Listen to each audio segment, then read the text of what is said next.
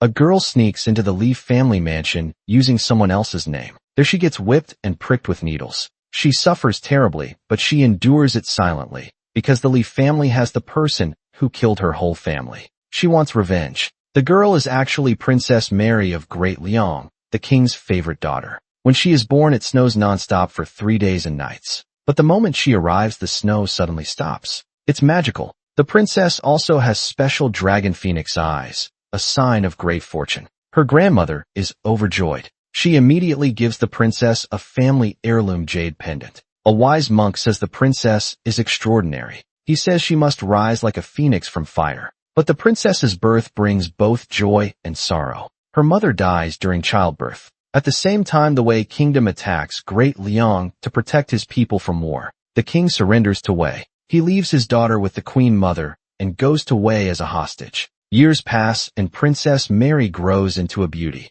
One day it's her grandmother's birthday. The Wei emperor allows the king to return for the celebration. Mary hasn't seen her father in years and can't wait to meet him. When they reunite, the 3 generations hug tightly to surprise her grandmother. Mary dresses as a boy and sneaks out through a dog hole with her maid Jane. They go to the market to order sky lanterns. While packing the lanterns, a blacksmith sneezes, sending sparks flying. A lantern catches fire and floats into the sky. Mary tries to grab it, but it lands on a man eating noodles. Tuoba Jun stays calm. He uses his shoulder to help Mary reach the lantern. Then he goes back to eating. After finishing, he drops some silver and leaps into the air, catching the last lantern for Mary. He holds her as they land. The princess realizes Tuoba Jun has his arm around her waist. She thinks he's a pervert. She starts arguing with Tuoba Jun. Tuoba Jun thinks the man in front of him is crazy. Mary believes Tuoba Jun is trying to take advantage of her. They part angrily. Who would have thought they'd later fall for each other and start dating? That night at the birthday banquet, everything seems peaceful, but danger is hidden. Minister Li's son Li Minfeng and his cousin Qiunan are working together. They want Great Liang's iron mines, so they plan to frame the king of Liang for treason. They act like they're stopping a crime, so Qiunan can take control of Great Liang and steal the iron mines. Mary takes her grandmother to see the lanterns, but Li Minfeng's men poison the lanterns. Qiunan orders his men to shoot the lanterns. The lanterns fall, releasing the poison. Then he sends fake rebels to shout, "Give us back Great Liang." The king of Liang is shocked and is arrested for treason by Li Minfeng. Qiunan rushes in claiming the king tried to rebel and killed himself in guilt. Then he murders the king himself. Mary watches helplessly as her father is killed. She and her grandmother try to escape, but Li Minfeng chases Mary because her jade pendant is a rare treasure. Mary's grandmother stays behind to slow down the pursuers. Li Minfeng is heartless. When Mary's grandmother blocks his way, he stabs her without hesitation. Mary watches in horror as her grandmother dies. Jane protects Mary by taking her cloak and jade pendant. She leads the pursuers away. Jane's father is hurt in the fight. Li Minfeng steals the jade pendant and kicks Jane into the river. Her fate is unknown. Mary's life turns from heaven to hell. Mary runs until she faints and rolls off a cliff. A governor named Ma knows Qiunan framed the king of Liang for rebellion. He also knows about Qiunan's other bad deeds, so he writes a letter and hides it in a brush holder. He hopes it can clear the king's name someday. But Qiunan finds out he kills Governor Ma too. Then he blames the king of Liang for it. Meanwhile, after falling off the cliff, Mary is saved by a herb gatherer named Li Weiyang. Weiyang takes the princess to her simple hut. She cares for her kindly. The princess slowly gets better. Weiyang also lives under someone else's roof. Her foster mother, Madame Lu, sees her bring someone home. She speaks very harshly. If Weiyang wants to keep Mary, she must pay money. Kind Weiyang reluctantly takes out the only keepsake from her birth mother. She gives it to Madame Lu, but Madame Lu hits her instead. She yells at Weiyang for hiding such a treasure. Why didn't you give it sooner? Mary can't stand it. She helps Weiyang. Madame Lu locks both of them in a room. Weiyang says she's the daughter of Minister Li of Wei. Her birth mother was the first Madame's foot-washing maid. She's her father's 7th wife. Her father is powerful, but he doesn't care about a lowly daughter like her. So Weiyang was sent to live with Madame Lu in the countryside. She never met her mother. One day Weiyang goes to cut firewood. A man claims he's from the Li family. She thinks her mother sent for her. But he's a killer sent by first Madame Qianro. She wants Weiyang dead. Mary comes looking for Weiyang. She knocks out the killer with chopsticks. She saves Weiyang. Mary recognizes the killer as Li Minfeng's man. She realizes Wei Yang's family are the ones who killed her own family. Li Minfeng is Wei Yang's half-brother. As the princess stands shocked, the wounded killer attacks again. Wei Yang shields Mary. She takes a knife for Mary and dies in Mary's arms. Mary is heartbroken and vows to avenge Wei Yang. Mary discovers that Minister Li's mother is celebrating her birthday soon and sends someone to fetch Wei Yang. She decides to pretend to be Wei Yang and return to the Li family to seek revenge for herself and Wei Yang. First, she wants to kill Li Minfeng, who ruined her family. Second, she wants to kill the first madam of the Li family who sent the assassins to kill Wei Yang. Madame Liu, who raised Wei Yang, sees that the real Wei Yang is dead. To avoid blame, she agrees to let the princess pretend to be Wei Yang from now on. I'll refer to the princess as Wei Yang. Qianro learns that Li Wei Yang wasn't killed and plans to eliminate her. On her way home at night, Wei Yang's door is locked by a man in black, oil is poured, and a fire is set. Just as she's about to die in the flames, Tuoba Jun appears and saves her. Tuoba Jun doesn't recognize Wei Yang in her girl disguise.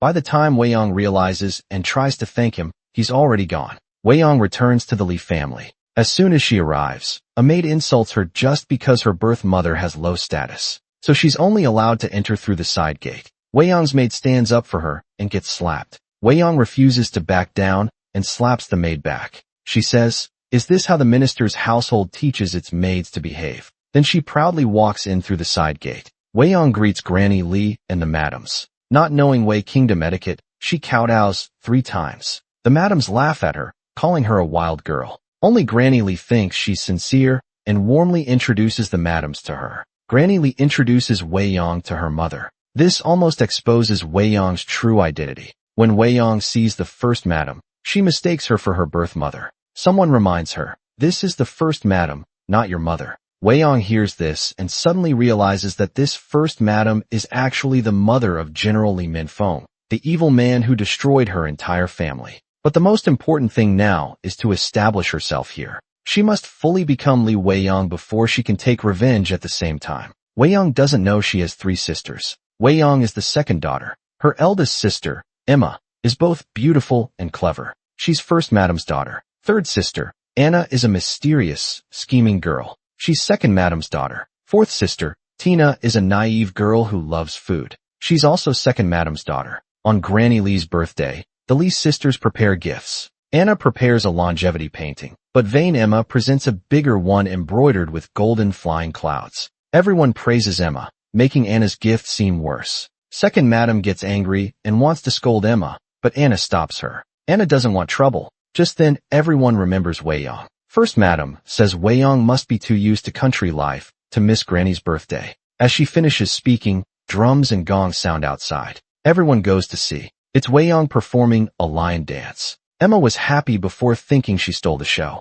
Now she's upset. A lesser daughter ruined her moment. During the dance, Wei Yang sees Li Minfeng, the man who killed her family. She thinks this is her chance and moves toward Li Minfeng, imagining stabbing him. But this is just in her mind. Her maid notices something's wrong. The maid quickly calls her for her long-term plan. She decides to finish her performance before taking revenge because Wei Yang performs so well. First, Madam's face turns ugly. Emma gives a signal. The maid immediately understands. She takes off her pearl bracelet and scatters it on the floor. As Wei Yang prepares to step down, her foot slips. She's about to fall. Luckily, Prince Nanan catches her quickly. This scene makes Anna, who secretly likes Prince Nanan, very jealous. Prince Nanan came by royal order to deliver gifts, all taken from Wei Yang's original home when she was Princess of Liang. Though furious inside, Wei Yang has to hold back. But when Li Minfeng shows a jade pendant, Wei Yang is shocked. This pendant was the only birthday gift from her grandmother.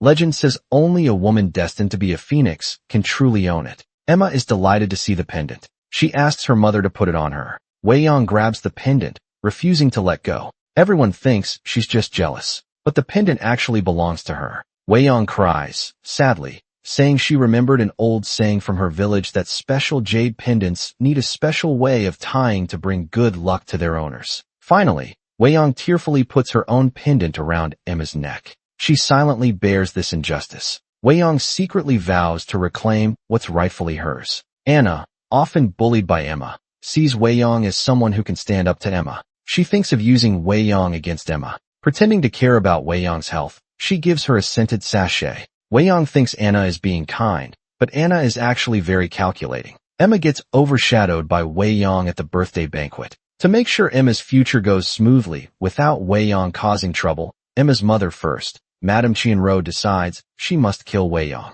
The next day, Wei Yong is drawn to a courtyard by flute music. She sees Li Minda playing the flute. He even calls her a bird thief. Wei Yong grabs a slingshot to stop him, but then she sees Li Minfeng bullying a servant. Wei Yong speaks up for justice. Li Minfeng tries to hit her. Li Minda steps in to stop him. He isn't afraid at all. He says if his brother insists on fighting, he doesn't mind getting some exercise too. Wei Yong thinks Li Minda is an interesting and kind person. First Madam spreads a fake rumor that Wei Yong's mother, Lady 7, is seriously ill. She probably won't last much longer in this condition. She tricks Wei Yong into sneaking to the south courtyard at night. Wei Yong arrives at the south courtyard and sees First Madam's people force-feeding poison to her mother, Lady 7. Wei Yong is filled with anger and helplessness. She realizes First Madam is behind it all. She wants them both dead. But because of their low status in the household, Wei Yong can only watch as the killers leave. Soon after, Lady 7 starts coughing up blood as her life hangs by a thread. Wei Yong acts quickly and bravely. She knows how to induce vomiting to remove poison. She orders someone to fetch soapberry water and gives it to Lady 7 immediately. Just then, First Madam and the Master arrive outside, seeing Lady 7 vomiting blood. Wei Yong explains that her mother was poisoned. That's why she's in this state. Now the Master starts suspecting First Madam. But First Madam planned everything carefully. Even when the Master tests the medicine with a silver needle, it shows no poison. Now things get worse. Instead, Wei Yong gets accused of slandering First Madam. Minister Li angrily decides to punish Wei Yong. Just as Wei Yong is about to receive her punishment, the soapberry water Lady 7 drank earlier suddenly takes effect. She vomits out all the remaining poison. But Lady 7 knows very well she can't win against First Madam, so she never mentions being poisoned. She insists it's just from coughing too hard and coughing up blood. Because of this, Minister Li changes his mind about punishing Wei Yong. Wei Yong thinks the matter is over, but First Madam has another plan. Overnight, all the fish in the pond die. The rare birds gifted by the Emperor fall sick. First Madam says there's an unlucky person in the house, clearly meaning Wei Yong. Tina, fourth Miss, joins in the accusations. Suddenly, someone pulls her into the water and scars her face. First Madam blames Wei Yong for everything, saying she's bringing bad luck to the Li family. To remove this bad energy, Minister Li believes them and agrees to call a priest. The bribed priest says Wei Yong is cursed. She must be whipped 50 times with a bloodied whip and banished from the house to protect the family. As the whipping begins, Wei Yong's skin soon breaks open. During the beating, Lady 7 tries to beg for mercy, but gets whipped several times herself and faints. Just as Wei Yong nears death, Granny Li arrives. She offers to shorten her own life by 10 years to pray for the family's safety. Wei Yong's punishment is reduced. First, Madam sends Wei Yong to a remote villa and tampers with her medicine, making her wounds unable to heal and poisoning her. Slowly, Wei Yong grows weaker by the day. First, Madam orders servants to dump Wei Yong in the back mountains. Wei Yong is dragged into the wild and rolls down a cliff. She spots a hungry wolf coming toward her from afar. Desperately, she hides inside a cave. There she meets the man who saved her twice before. He's Tuoba Jun, the crown prince's son, the emperor's grandson. He's here on official business, but was ambushed. He fled to this cave to escape the assassins. Tuoba Jun recognizes Wei Yong as the girl he saved from the fire. Seeing her faint from exhaustion, he carries her back and calls a doctor. The doctor finds poison in Wei Yong's body. The treatment will be extremely painful. Most people couldn't endure it. But Wei Yong vows to survive, saying she's not afraid of pain. The doctor inserts 3 silver needles into her scalp. Though the pain is unbearable, Wei Yong grits her teeth without a sound. Tuoba Jun can't bear watching her suffer alone, so he steps forward to support her. When Wei Yong faints from pain, she collapses onto Tuoba Jun, clutching his hand tightly. Though his position is awkward and uncomfortable, he stays perfectly still to let her rest. But when Wei Yong wakes up, she thinks Tuoba Jun is a creep taking advantage of her and shoves him off the bed instantly. Only when she sees Tuoba Jun's face clearly does she realize he's the one who saved her life, and she's delighted to help Wei Yong rest better. Tuoba Jun even plays the guzheng for her, using ASMR-like sounds to lull her to sleep. As days pass, their bond grows deeper. Seeing Wei Yong's innocent charm, Tooba Jun blushes with a budding crush, but with duties calling, he leaves quietly to avoid disturbing her. He leaves without saying goodbye. At the same time, Lee Minda sneaks into the so-called wizard's house at night, hoping to find clues to help save Wei Yong. Lee Minda is the adopted son of third madam. He is proud and aloof and often bullied by Lee Minfeng. After spending time with Wei Yong, he thinks she is a kind-hearted girl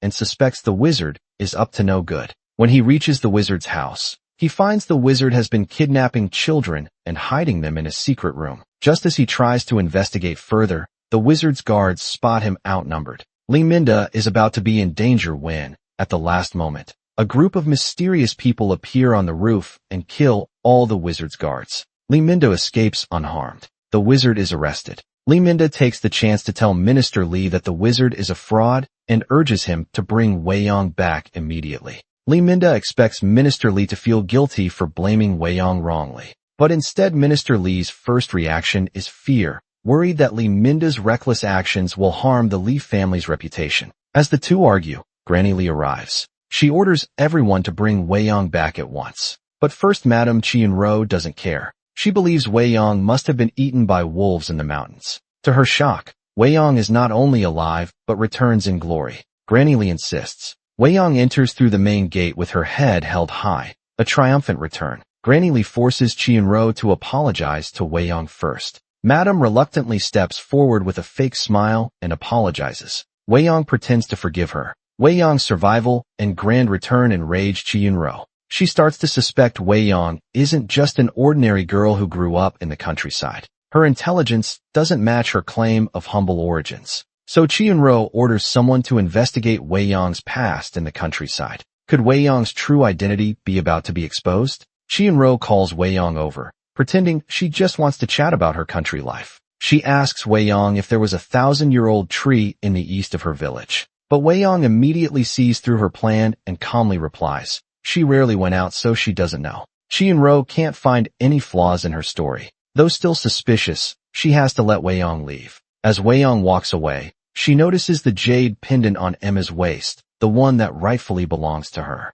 Her face darkens. It's time to take back what's hers. While Emma is bathing, Wei Yong disguises herself as a maid and sneaks into her room. She releases a bag of insects, causing instant chaos. In the confusion, Wei Yong swaps Emma's real pendant with a fake one. Meanwhile, in the palace, the crown princess is busy planning her son Tooba Jun's future. Tooba Jun's father, the crown prince, has passed away. Other princes are eyeing the throne. If Tooba Jun wants to become emperor, he needs support from powerful families. The first step is finding him a wife who can help him. So the crown princess hosts a banquet inviting noble ladies from important families. The Lee family's young ladies are invited too at the banquet. The crown princess asks someone to sing. Anna stands up to perform, but Emma interrupts and steals the spotlight. The crown princess always wanted Emma to marry her son. Now she completely ignores Anna. She asks Emma to come up and sing. Anna has no choice but to sit back down. She feels very upset.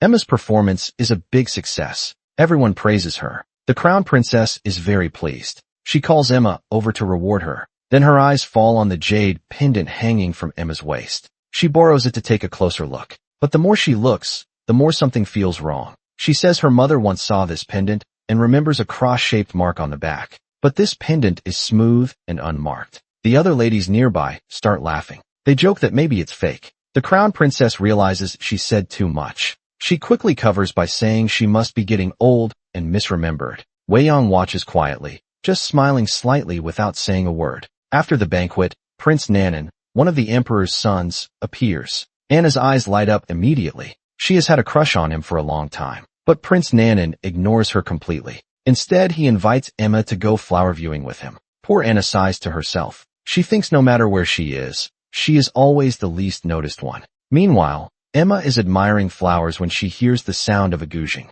The music is played by Tooba Jun, the man she has secretly loved for so long. She can't wait to see him. She quickly bows and leaves Prince Nanan behind. Wei Yong also follows the music and finds Tooba Jun playing. Tooba Jun sees Wei Yong and excitedly runs to hold her hand. But Emma, who arrives just then, sees this. Her face darkens instantly. Then Anna also walks over and quickly bows to Tooba Jun. Only now does Wei Yong finally learn Tooba Jun's true identity. He is Emperor Wei's grandson, the same Emperor Wei who destroyed her family and entire kingdom. Her face changes instantly. Tuoba Jun treats her with such honesty and kindness. But how can she accept his feelings? She keeps thinking to herself, why does he have to be the emperor's grandson? While Wei Yong struggles with her hatred for Tuoba Jun's family, Emma already sees her as a love rival. Wei Yong ignores her at first. Just then, Li Minfeng appears holding a portrait of the Princess of Liang. Wei Yong panics immediately. If Emma opens that portrait,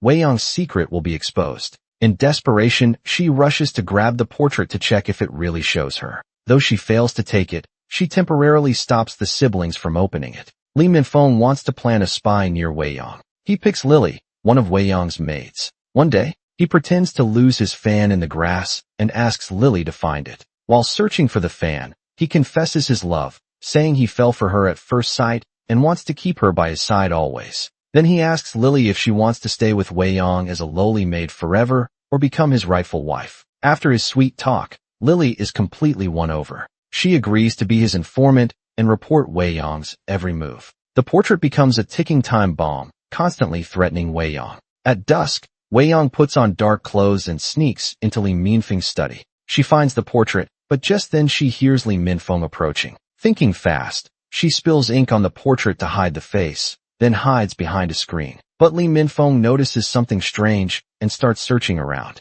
Just as he approaches Wei Yong with his sword, a person dressed in black suddenly bursts in and attacks Li Minfeng with a sword. The two immediately start fighting, but the black-clad person makes a mistake and their sword gets knocked away by Li Minfeng. Wei Yong recognizes the person from the sword tassel. She's shocked to discover it's actually Jane, her personal maid, who she thought had died long ago. The fight doesn't last long. Jane gets injured and escapes. Wei Yong quickly chases after her. When she finally catches up, she learns the truth. Jane survived after falling into the water that day and has been planning revenge ever since tonight. She came to take Li Minfeng's life, but unexpectedly met Wei Yong here instead. Before they can properly catch up, Li Minfeng arrives with his men to search. Seeing no way to escape, Wei Yong hides Jane in her own room. When Li Minfeng barges in, Wei Yong is already in her nightgown pretending to sleep in bed. Li Minfeng completely disregards Wei Yong's reputation, even lifting the blanket to search,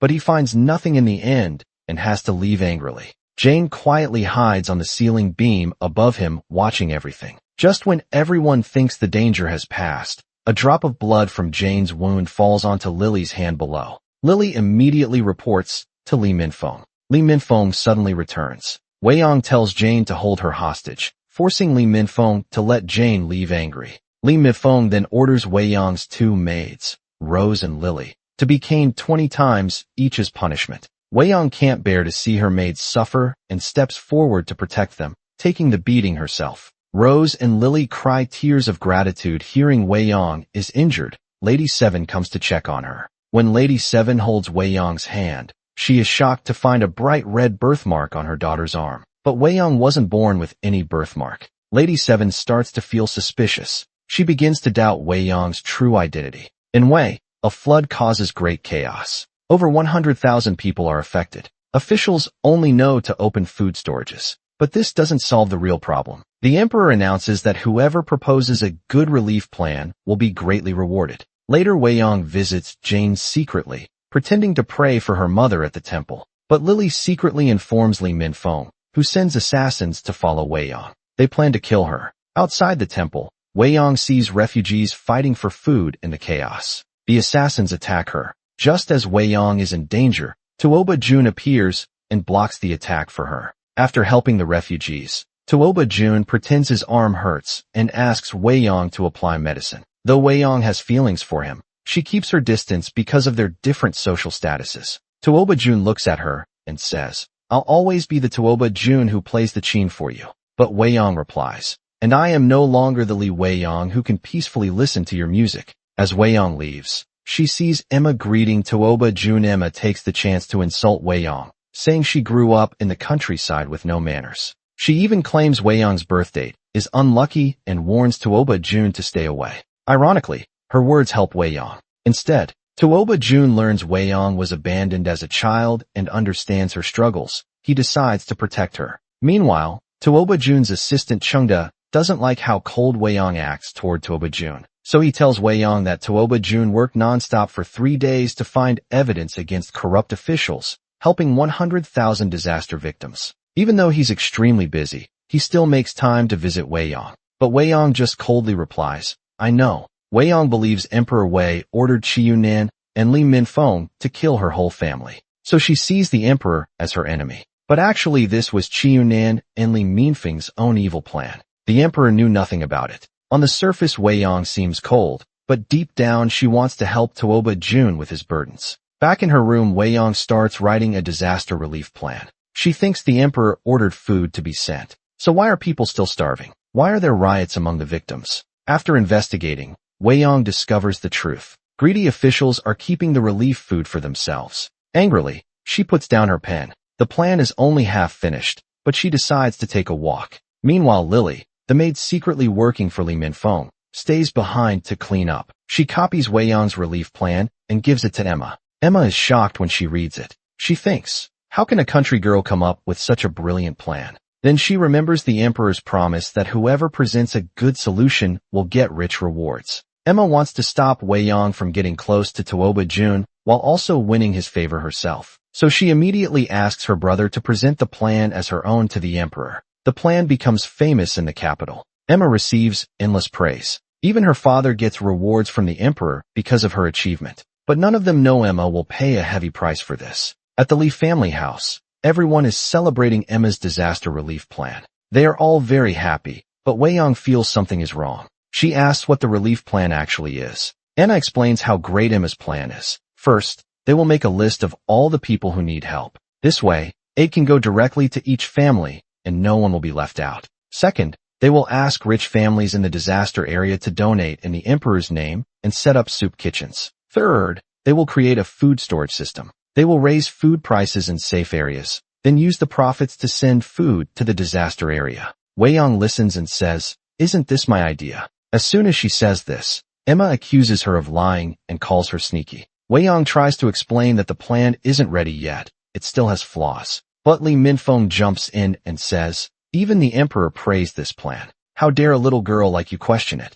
You have some nerve." Emma is now so famous that no one believes a word Wei Yong says. At the banquet, everyone keeps praising Emma, but Wei Yong knows how serious this is. She kneels before the crown princess and begs her to reconsider, saying the plan has problems and could cause big trouble if they go ahead. Emma quickly argues back, and since the crown princess already favors Emma, she dismisses Wei Yong's concerns. Then Anna, the thirdly sister, speaks up for Wei Yong. "Your Highness, please listen to my second sister. This relief plan was her idea from the start." Now Emma is the most nervous person in the room because she's afraid Wei Yong will take credit for her work. Tuoba Jun steps forward. "I'd like to hear what Wei Yong has to say. If she has a better idea, she should get a chance to speak." Prince Nanan agrees with him. So the crown princess reluctantly lets Wei Yong speak. Wei Yong says the disaster relief plan is good, but she points out it has many steps that could go wrong. Relief supplies pass through many hands before local officials distribute them.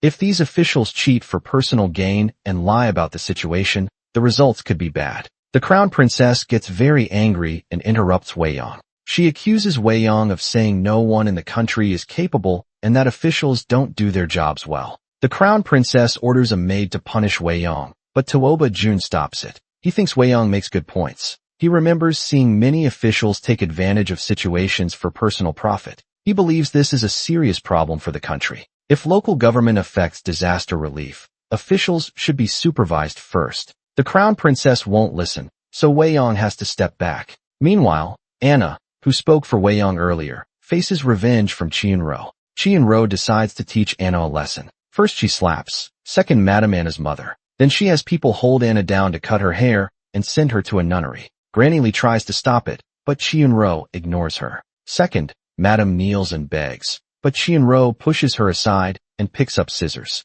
As clumps of Anna's hair fall to the ground, Wei Yong breaks free and rushes forward to shield Anna with her body. A sharp blade cuts into Wei Yong, but she doesn't cry out. Just then Minister Li finally arrives. Worried about deaths, he sternly orders Qianro to stop. This saves Wei Yong and Anna. Because of what Wei Yong said earlier, Tuoba Jun has advised the emperor to stop the disaster relief policy. Now Emma becomes the laughingstock of the city. Her brother, Li Minfeng, comforts her, saying, "Don't worry, I'll prove your disaster relief plan works. Just wait for the emperor's reward." Li Minfeng secretly implements Emma's disaster relief policy. But things go wrong. Li Minfeng worries the problem will grow, so he sends soldiers to control the situation. This leads to a riot. Many people die or get hurt. The chaos reaches the emperor's ears. The emperor decides to punish Li Minfeng. Minister Li orders Wei Yang to find a solution to save Li Minfeng's career. Wei Yang agrees but insists on presenting the solution directly to the emperor.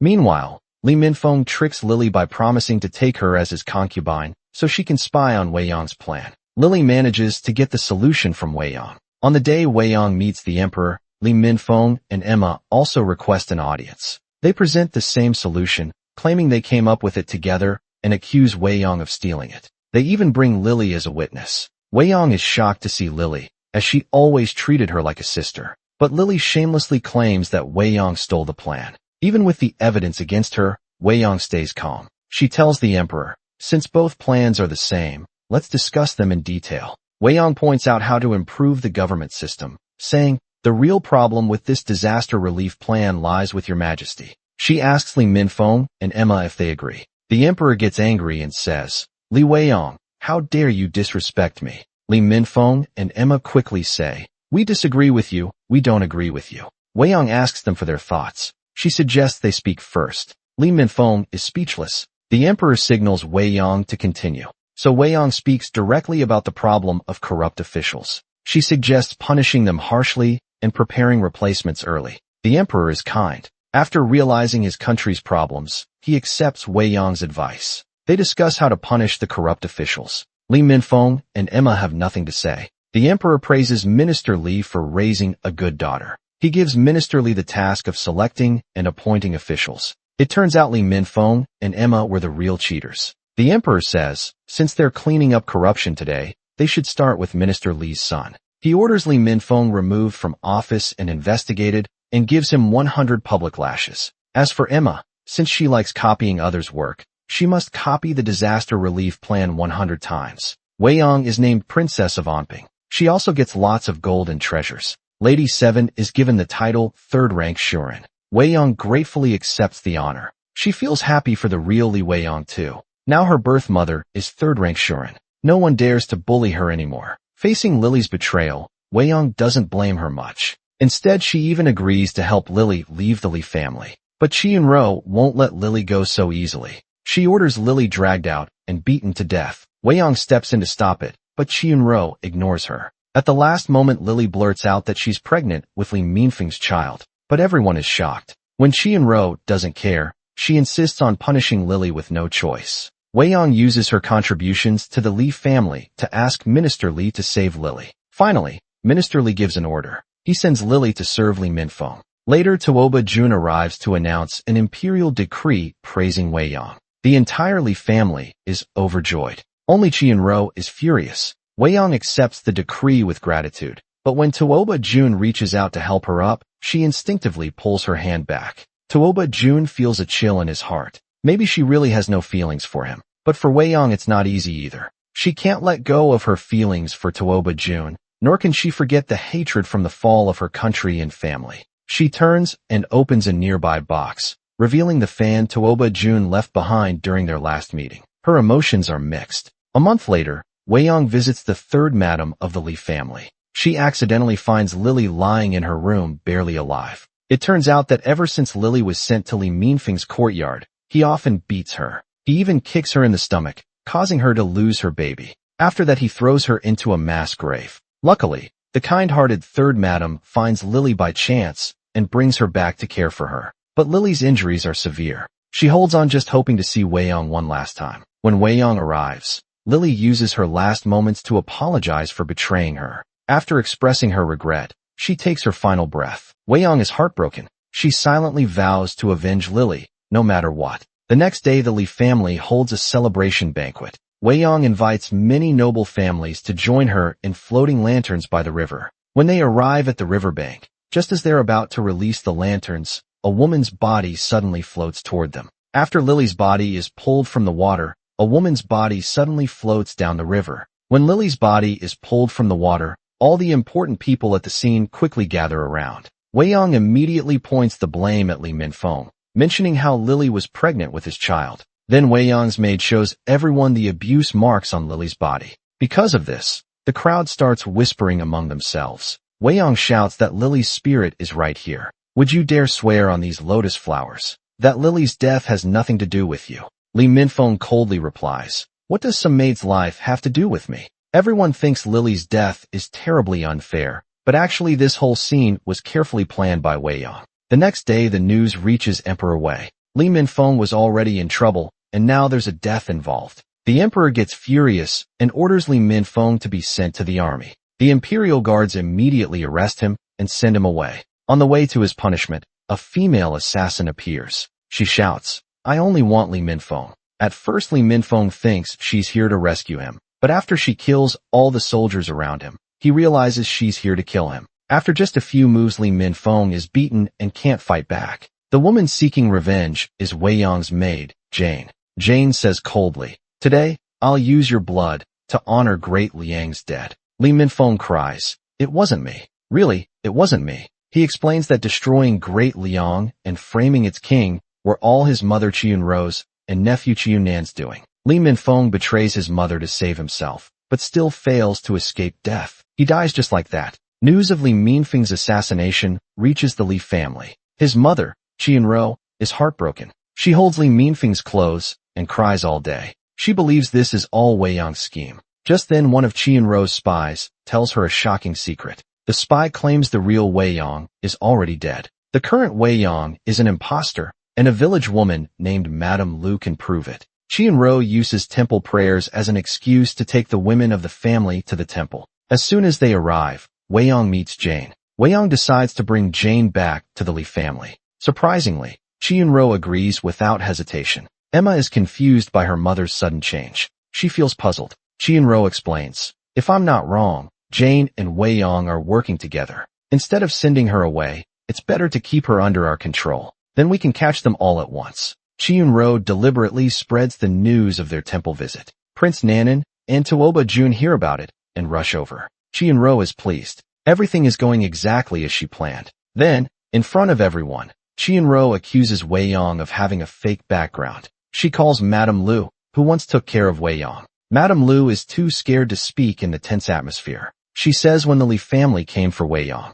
the real Wei Yong was already dead. The girl standing here pretended to be Wei Yong. Wei Yong firmly denies it. She insists she is the real Wei Yong. She accuses Madame Lu of lying. Madame Lu says the real Wei Yong's bones are buried behind her house. Minister Li orders the grave to be opened. Soon the Li family brings back the real Wei Yong's remains. It turns out the bones belong to a girl around 16 years old. Qianruo steps forward to check. She confirms it's Wei Yong. She recognizes the bracelet on the skeleton's wrist. She put that bracelet on Wei Yong herself when she was born. This puts Wei Yong in a tough spot, but she doesn't give up. She keeps defending herself. Qianruo wants to torture Wei Yong to force a confession, but Tuoba Jun steps in to stop her. Wei Yong notices something strange. The skeleton has 6 toes on 1 foot. Minister Li clearly remembers that when Wei Yong was born her hands and feet were normal. This means the skeleton isn't Wei Yong. But how did the bracelet end up on it? Wei Yong firmly denies ever wearing that bracelet. She asks Qianruo, how did your bracelet end up on a skeleton that's clearly meant to frame me? Minister Li suddenly becomes suspicious of Qianruo. Turns out Jane secretly switched the skeleton earlier. Seeing things change, Madame Lu suddenly changes her story. She says the real Wei Yong is still alive. Then she brings in someone, a girl, who looks exactly like Wei Yong. Wei Yong is shocked. She can't understand how someone she buried herself could now be standing right in front of her. As everyone argues about who the real Wei Yong is, Lady 7 arrives. The fake Wei Yong brought by Madame Lu immediately hugs Lady 7, crying about how much she missed her. Lady 7 knows the real Wei Yong has a mole behind her ear. She quietly checks and finds no mole on this girl. This Wei Yong is also fake. Neither girl is her real daughter. But Lady 7 makes up her mind. She knows the current Wei Yong has always treated her well, so she decides to support Wei Yong. Pointing at Wei Yong's birthmark, Lady 7 says, this is the real Wei Yong.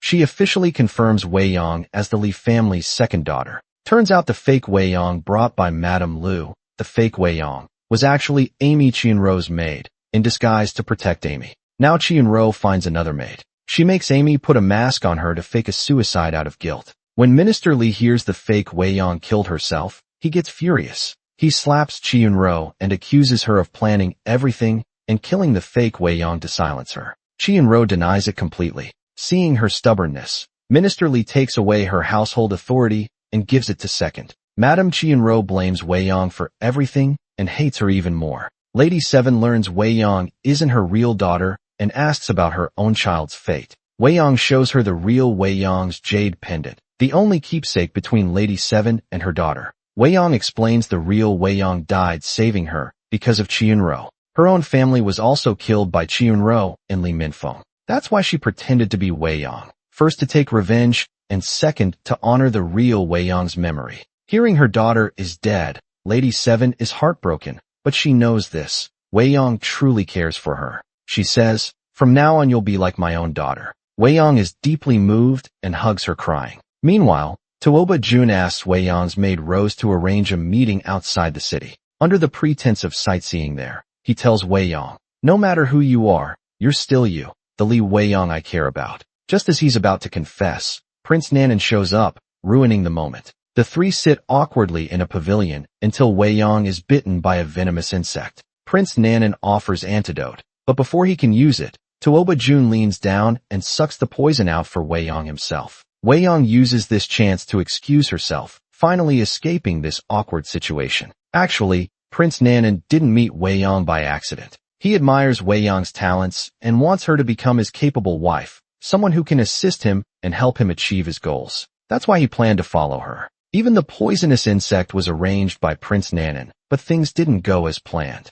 He lost his chance to play the hero. Meanwhile, Emma learns that Wei Yong secretly met Tuoba Jun. She panics and runs crying to her mother, Chi Yun-ro. Chi Yun-ro feels sorry for her daughter and decides to settle old and new grudges, vowing to completely ruin Wei Yong's reputation. For several days, Chi Yun-ro pretends to be seriously ill. Once she even coughs up blood and faints. This frightens Minister Lee. He immediately calls the royal physician, but the physician says he can't help. Then Chi Yun-ro's maid, Amy, kneels down, claiming her mistress is possessed by an evil spirit. Hearing this, Emma becomes anxious, begging her father to call a Taoist priest. After performing rituals, the priest declares, "An evil object is in the house," he says. To save the madam's life, they must find and destroy this cursed item. Amy searches Wei Yong's room and finds a box. She demands Wei Yong open it. Wei Yong thinks it's the box where she keeps Tuoba Jun's fan and doesn't suspect anything. She opens it without hesitation,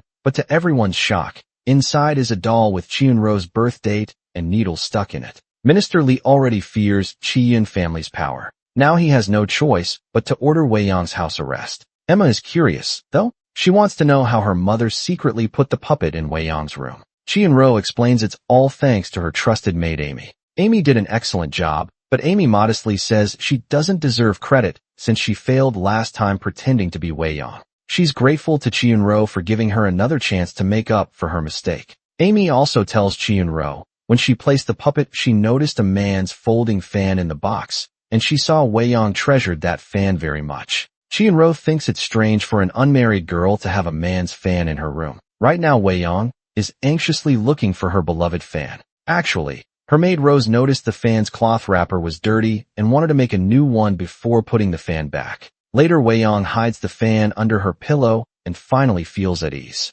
Actually, Chi Yun-ro poisoned herself with deadly herbs to make herself sick. She did this to frame Wei Yong in front of others. She acts weak and helpless, but privately takes medicine to cure herself. She thinks poisoning herself will defeat Wei Yong. She comforts Emma, saying she's fine. The deadly herbs she took were specially prepared to be less poisonous, so they won't really harm her. She only pretends to cough blood to fool everyone. Next day, Chi Yun-ro goes to Minister Lee to accuse Wei Yong of secretly using forbidden witchcraft. She warns Minister Lee, if this continues the whole Lee family could be in danger, even risking their lives. She insists Minister Lee mustn't be soft-hearted this time. As the head of the family, Minister Lee makes a decision to protect the whole family. Minister Lee agrees to let Chi Yun-ro spread rumors saying Wei Yong suddenly fell ill. After some time he'll let Chi Yun-ro handle Wei Yong's matter however she wants. Chi Yun-ro is thrilled. After careful planning, she's finally about to get rid of Wei Yong. Meanwhile,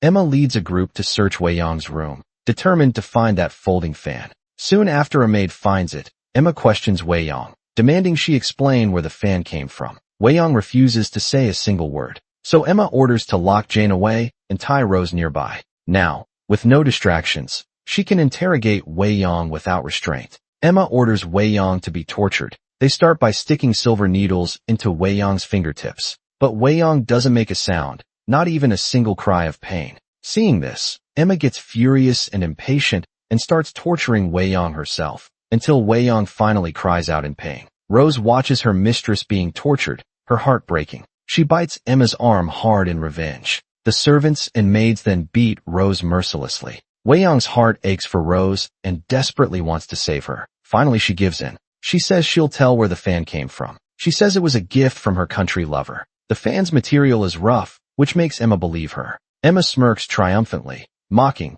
"You always act so pure and innocent. Who knew you had a secret country lover? If Tuoba Jun finds out, he'll definitely lose all interest in you." Emma laughs proudly, thinking she'll have Tuoba Jun's affection all to herself. Feeling proud of herself, Emma happily leaves Wei Yong's room. But poor Rose is badly beaten, barely alive. Wei Yong brings a basin of water wanting to care for Rose, but accidentally spills it all on the floor. Anna comes with food and medicine for Wei Yong, but Wei Yong won't let her in. Wei Yong tells Anna, "I'm innocent, one day I'll prove it, and leave this place." After Wei Yong's persuasion, Anna reluctantly leaves back in her own room. She's furious. She knows Chiyun-ro is determined to eliminate Wei Yong, but she can't let Wei Yong die. If Wei Yong dies, Chiyun-ro and Emma will always have the upper hand stepping on her. Anna realizes only one person can save Wei Yong now. Meanwhile, the crown princess hears Emma's mother is unwell and calls Emma to chat. Unexpectedly, Emma meets Tuoba Jun,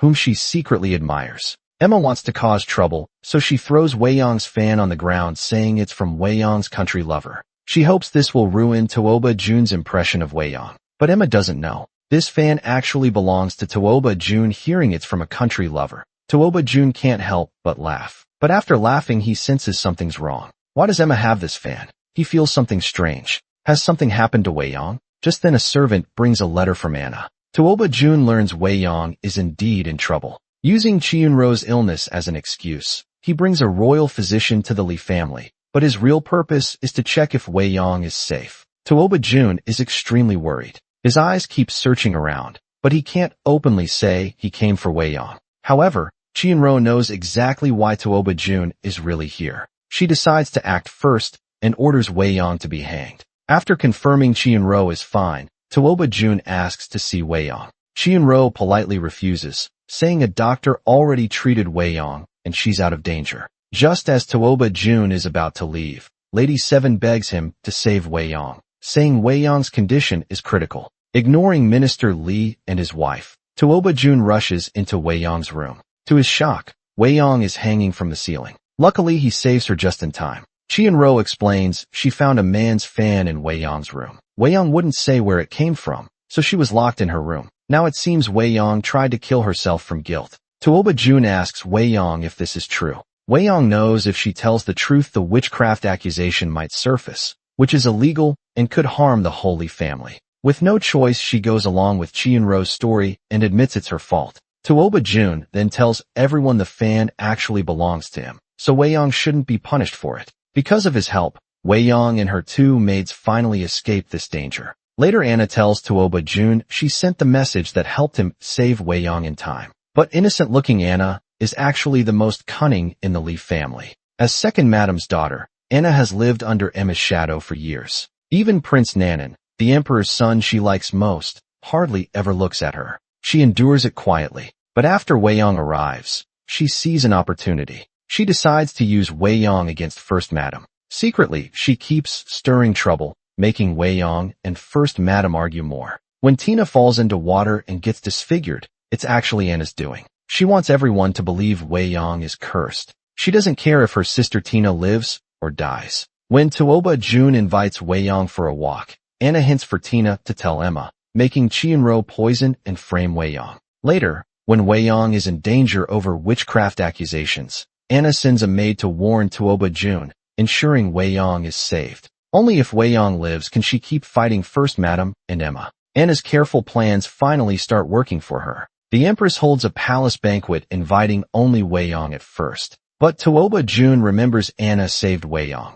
so he recommends Anna to the Empress. Anna gets invited too, a perfect chance to impress everyone. Anna vows to seize this opportunity, but first she stirs more trouble with First Madam. Qianruo took poison earlier to frame Wei Yong, and toxins still linger in her body. Her hatred for Wei Yong makes her depressed, slowing her recovery. Doctors warn her to stay calm, but the next moment Anna shows up to provoke her. Anna tells Qianruo that after Lily was dumped in the graveyard, Third Madam brought her back. Hearing this, Qianruo explodes in rage. Lily's death earlier caused her son Li Minfeng to be exiled by the emperor. He was killed during the exile. Qianruo's daughter, Emma, believes Third Madam couldn't have done this alone. She suspects it was Li Minda's plan, and Wei Yong was also involved. They worked together to kill her brother Li Minfeng. Now Qianruo sees Third Madam and her adopted son Li Minda as enemies. She's so angry she coughs up blood and swears to avenge her son, Li Minfeng. Anna involves Third Madam because she wants First Madam and Third Madam to fight each other.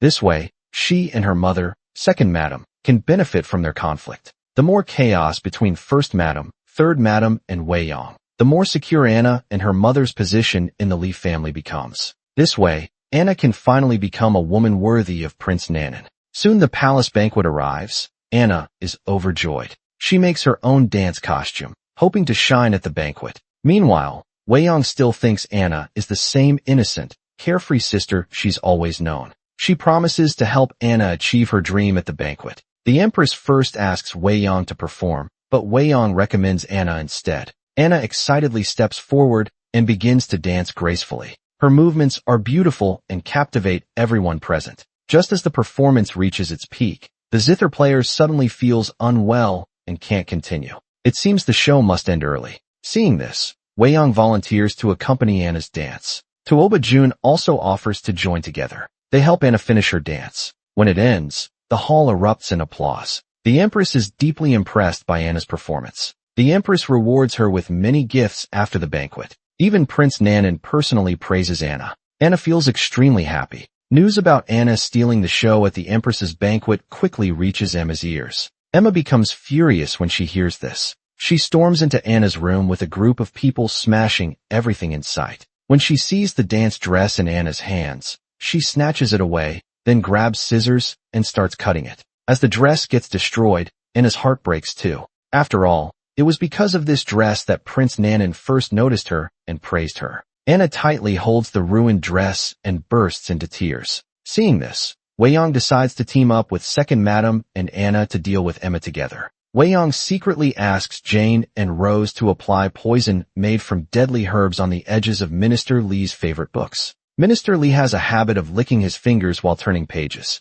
This way, the poison will slowly enter his body without him noticing. After making this plan, it's Second Madam's turn to act. She deliberately lets Tina drink tonic soup in front of Emma and mentions how good it is for women's beauty and men's health. She even says that Tina's facial scars disappeared because of this soup. Emma pretends not to care, but secretly sends her maid to ask the doctor. When she learns the soup really has magical effects, she gets very excited. She goes to Tina to get the ingredients and decides to try it herself. Meanwhile, Qianruo is secretly planning her revenge against Third Madam. Third Madam knows nothing about this and decides to visit the temple. Wei Yong worries about her safety. Wei Yong sends Jane to protect her, but on the way they meet a pregnant woman who has fallen and is crying for help. Third Madam is kind-hearted. She immediately asks Jane to help the woman into the carriage and sit with her. The pregnant woman is actually Qianruo's maid, Amy in disguise. Qianruo knows Third Madam is soft-hearted, so she tells Amy to pretend to be a pregnant woman in trouble. She knows Third Madam will definitely help. Amy takes the chance to place a handkerchief used by someone with a contagious disease on Third Madam. Third Madam is already weak, so she will surely get sick, just as Qianruo planned. Soon after, Third Madam starts showing symptoms of illness. Qianruo is thrilled when she hears the news, but she doesn't stop there. She also sends people to ambush Minda while he's away on business. Minda falls into the river, and his fate is unknown. Wei Yong poisons Minister Li with deadly herbs, making him pale and weak. Emma tries to please her father by bringing him a bowl of special soup. Minister Li is touched by her kindness, not knowing this is all part of Wei Yong's plan. Later, Qianruo visits the sick Third Madam. She cruelly tells her that Minda was attacked and is now missing, likely dead. At first, Third Madam doesn't believe her. But when Chiyunro shows Minda's bloodstained flute, Third Madam has no choice but to accept the truth. Realizing this was all Chiyunro's doing, Third Madam confronts her. Chiyunro shows no regret and openly admits to all her schemes. When Weiyang arrives, she sees Third Madam in deep sorrow. Her heart aches with pain. She silently vows to get revenge for Third Madam and Minda. Weiyang continues with her plan. She poisons Minister Li with deadly herbs. Then she has Second Madam gently remind Minister Li that he doesn't look well that night. Second Madam brings Minister Li some chicken soup. She casually mentions he seems unwell. Minister Li looks in the mirror. He's shocked by his own appearance. He immediately calls for a doctor. The doctor diagnoses he's been poisoned by deadly herbs. Thinking back, Minister Li realizes besides normal meals he only drank Emma's special soup. They check the soup ingredients, finding poisonous herbs inside. Emma quickly kneels down, swearing she would never do such a terrible thing to her father. Weiyang steps forward, shakes her head, and says, "Emma, you're right. You never meant to hurt father.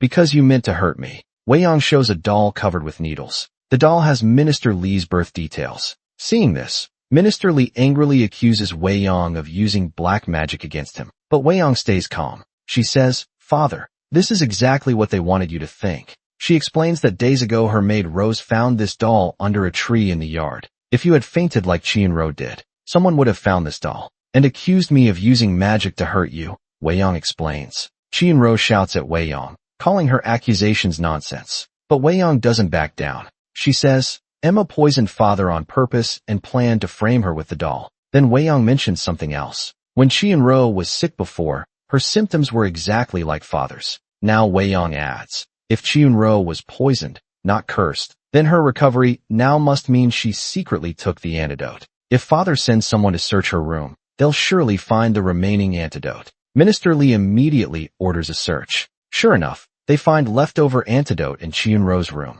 Minister Li angrily tells Chiyunro to frame Weiyang. "You first poisoned yourself, now you're poisoning me." Chiyunro tries to explain, but Minister Li won't listen. Left with no choice, she signals to Emma, urging her to prove their innocence. Emma thinks, "I'll fake my death to show I'm innocent." Just as Emma prepares to act, Weiyang's guard Jane suddenly appears, blocking her. Jane draws her sword. "If you want to die, then die properly." Hearing this, Emma flies into a rage. She grabs a sword angrily and charges at Weiyang like mad. But Weiyang dodges quickly, hiding behind her father. Emma accidentally stabs her own father. Now Minister Li is furious. He orders guards to drag Emma away, calling her an ungrateful daughter who dared hurt her own father. He banishes Emma to the countryside, forbidding her return without his permission. Meanwhile, elsewhere, Minda is saved by a mysterious stranger who calls him young master. This confuses Minda. At first his true identity is surprising. He's actually a prince of Ruin. But Minda isn't happy. He has no time to process this news. As he senses trouble at home, he rushes back to the Li family immediately. But he's still too late by the time he arrives. Third, Madam has already passed away. Minda is heartbroken. He knows very well that Chiyunro is behind all this. As for Chiyunro, things aren't going well for her either. First she lost her son, now her daughter, Emma, has been exiled to the countryside. The stress is too much, and she suddenly falls ill. When Chiyunro's mother hears about this, she storms into the Li family home in anger. Seeing her daughter in tears and weak from illness, her heart aches for her. She decides to stand up for her daughter. She demands to take Chiyunro back to the Chiyun family to recover. At the Chiyun residence, the doctor says Chiyunro is beyond cure. There's no hope left. Her mother is devastated. She asks Chiyunro if she has any last wishes. Chiyunro has only 2 wishes. First, no matter what she wants, to hold on until she sees Emma get married. Second, she wants Weiyang dead. No matter what it takes, Weiyang must die. Meanwhile, in the countryside estate, Emma's life is worse than death. Now she's just a servant. The estate manager treats her with no respect. Her room is filled with rats and cockroaches. She's even made to clean toilets. As time passes, she learns to submit. She stops crying and silently endures to survive. But the manager goes too far. After Emma finishes cleaning the toilets, the manager hands her a ladle of water, saying it's for her. Thirsty and desperate, Emma drinks it all in one gulp. Only at this moment does she realize it was actually dirty water the housekeeper used to wash her feet. Emma feels deeply humiliated. Her heart turns completely dark. One day the head housekeeper calls everyone for a meeting. A jar of century-old wine treasured by Minister Li has gone missing. This wine was meant to be a gift for the emperor, so the thief must be found. To everyone's surprise, Emma steps forward. She admits she stole the wine, but she adds, "The housekeeper forced me." She continues, "She said if I didn't help her steal it, she wouldn't give me food. But after thinking it over, as a child of the Li family, how could I do something so shameful? So I've come to confess to the head housekeeper and accept my punishment." The head housekeeper orders a room search. The stolen jar of wine is found in the housekeeper's room. She is caught red-handed and can't defend herself. As punishment, she is whipped. Meanwhile, Emma smirks proudly and openly admits how she framed the housekeeper. The housekeeper curses at her angrily, but Emma slaps her hard and says, "Listen to me. From today onward, no one dares act tough in front of me. If anyone stands in my way, I'll make their life miserable." Just then, Emma's cousin Chiu-nan arrives on horseback. Ignoring Minister Li's earlier instructions, he takes Emma away without permission. Now Emma has a new protector and is ready to cause trouble again. Chiu-nan is the same villain who once conspired with Li Minfeng to frame Great Liang and kill its people. It seems he will become Wei Yang's next opponent. Meanwhile, one of the emperor's sons, Prince Dongping, discovers a silver mine in the mountains. He plans to keep the silver mine for himself. He wants to use it as leverage in his fight for the throne. However, the mine is full of prisoners from Great Liang who are forced to work as slaves, and they know all the secrets of the silver mine. To silence them, Prince Dongping decides to kill them all. When the prisoners learn about this plan, they prepare to fight back and escape. But this is exactly what Prince Dongping wants. He plans to accuse them of trying to run away and use it as an excuse to execute them all. Soon, soldiers fill the streets, chasing the fleeing prisoners. Wei Yang happens to pass by and sees the chaos. Suddenly she spots a familiar face, Uncle Ming, Jane's father. The worry in Wei Yang and Jane's eyes catches the attention of Prince Nanan and Tuoba Jun. They learn that all the Great Liang prisoners will be executed in 3 days. Tuoba Jun decides to save them. Meanwhile, Wei Yang and Jane also try to rescue Uncle Ming. When they reach the mine, they discover Prince Dongping plans to kill the prisoners sooner than expected. Tuoba Jun rushes in to stop him, but it's no use. At the last moment, Jane has an idea. She cuts the rope of a mining cart with a throwing dagger. The cart crashes down, causing chaos. The prisoners use this chance to escape. Uncle Ming even takes Prince Dongping hostage to save the prince. Tuoba Jun offers himself in exchange and willingly becomes a hostage. As more people get involved, Prince Dongping has no choice but to let the innocent prisoners go. Wei Yang is moved by Tuoba Jun's bravery and checks his injured hand. Suddenly Tuoba Jun kisses her, completely catching her off guard. But just as the prisoners are about to leave, a rain of arrows flies toward them. Arrows rain down on the fleeing people of Great Liang. They fall one after another. Only Uncle Ming escapes safely under Jane's protection. Hearing the noise, Tuoba Jun rushes over to check. He finds Chiu-nan is the one behind this. Chiu-nan doesn't care about Tuoba Jun. He tries to make excuses, saying no blame for unknowing. When Wei Yang sees Chiu-nan, she remembers her father's murder. Her eyes fill with hatred, thinking to herself, "You finally show up." That night Uncle Ming wears black clothes and sneaks into the Li house to see Wei Yang. Their reunion brings mixed feelings. Many emotions come together. Uncle Ming's main purpose is to give Wei Yang an important document. When Chiu-nan attacked Great Liang's palace, Governor Ma knew too much. He feared Chiu-nan would kill him to silence him. So he wrote about Chiu-nan's secret iron mine and how he framed the king of Liang for rebellion, hiding this document in a brush holder. After escaping from Li Minfeng, Uncle Ming returned to the palace to find the princess and kill Chiu-nan. By chance he found Governor Ma's document. When Chiu-nan learned this, he became furious and started hunting Uncle Ming to hide Uncle Ming. Mixed with Great Liang's people, Chiu-nan wants to kill all Liang people to keep his secret. Ignoring Tuoba Jun's orders, he insists on killing every Liang person. Chiu-nan took the iron mine to make weapons. He's planning a rebellion. Uncle Ming thinks Chiu-nan planned everything to frame the king of Liang. The Emperor of Wei knows nothing about this. After hearing this, Wei Yang falls deep into thought. If Emperor Wei is truly fooled by Chiu-nan, then Tuoba Jun might not be her enemy. Sometime later, the Emperor holds a royal hunting event. He announces that whoever catches the most prey can make one request to him. Prince Nanan is determined to win. He admires Wei Yong's intelligence and plans to use this chance to ask the emperor for their marriage. But Wei Yong has her own plan. She wants to use this opportunity to show Governor Ma's report to the emperor and expose Qiunan's scheme. When Tuoba Jun learns that Wei Yong wants to win the hunting contest, he decides to help her. He orders his servant Chengda to secretly take Wei Yong's quiver. This way the prey he catches will count as Wei Yong's. Tuoba Jun meets Emma. Emma pretends to be injured and convinces Tuoba Jun to escort her back. On the way they run into Wei Yong.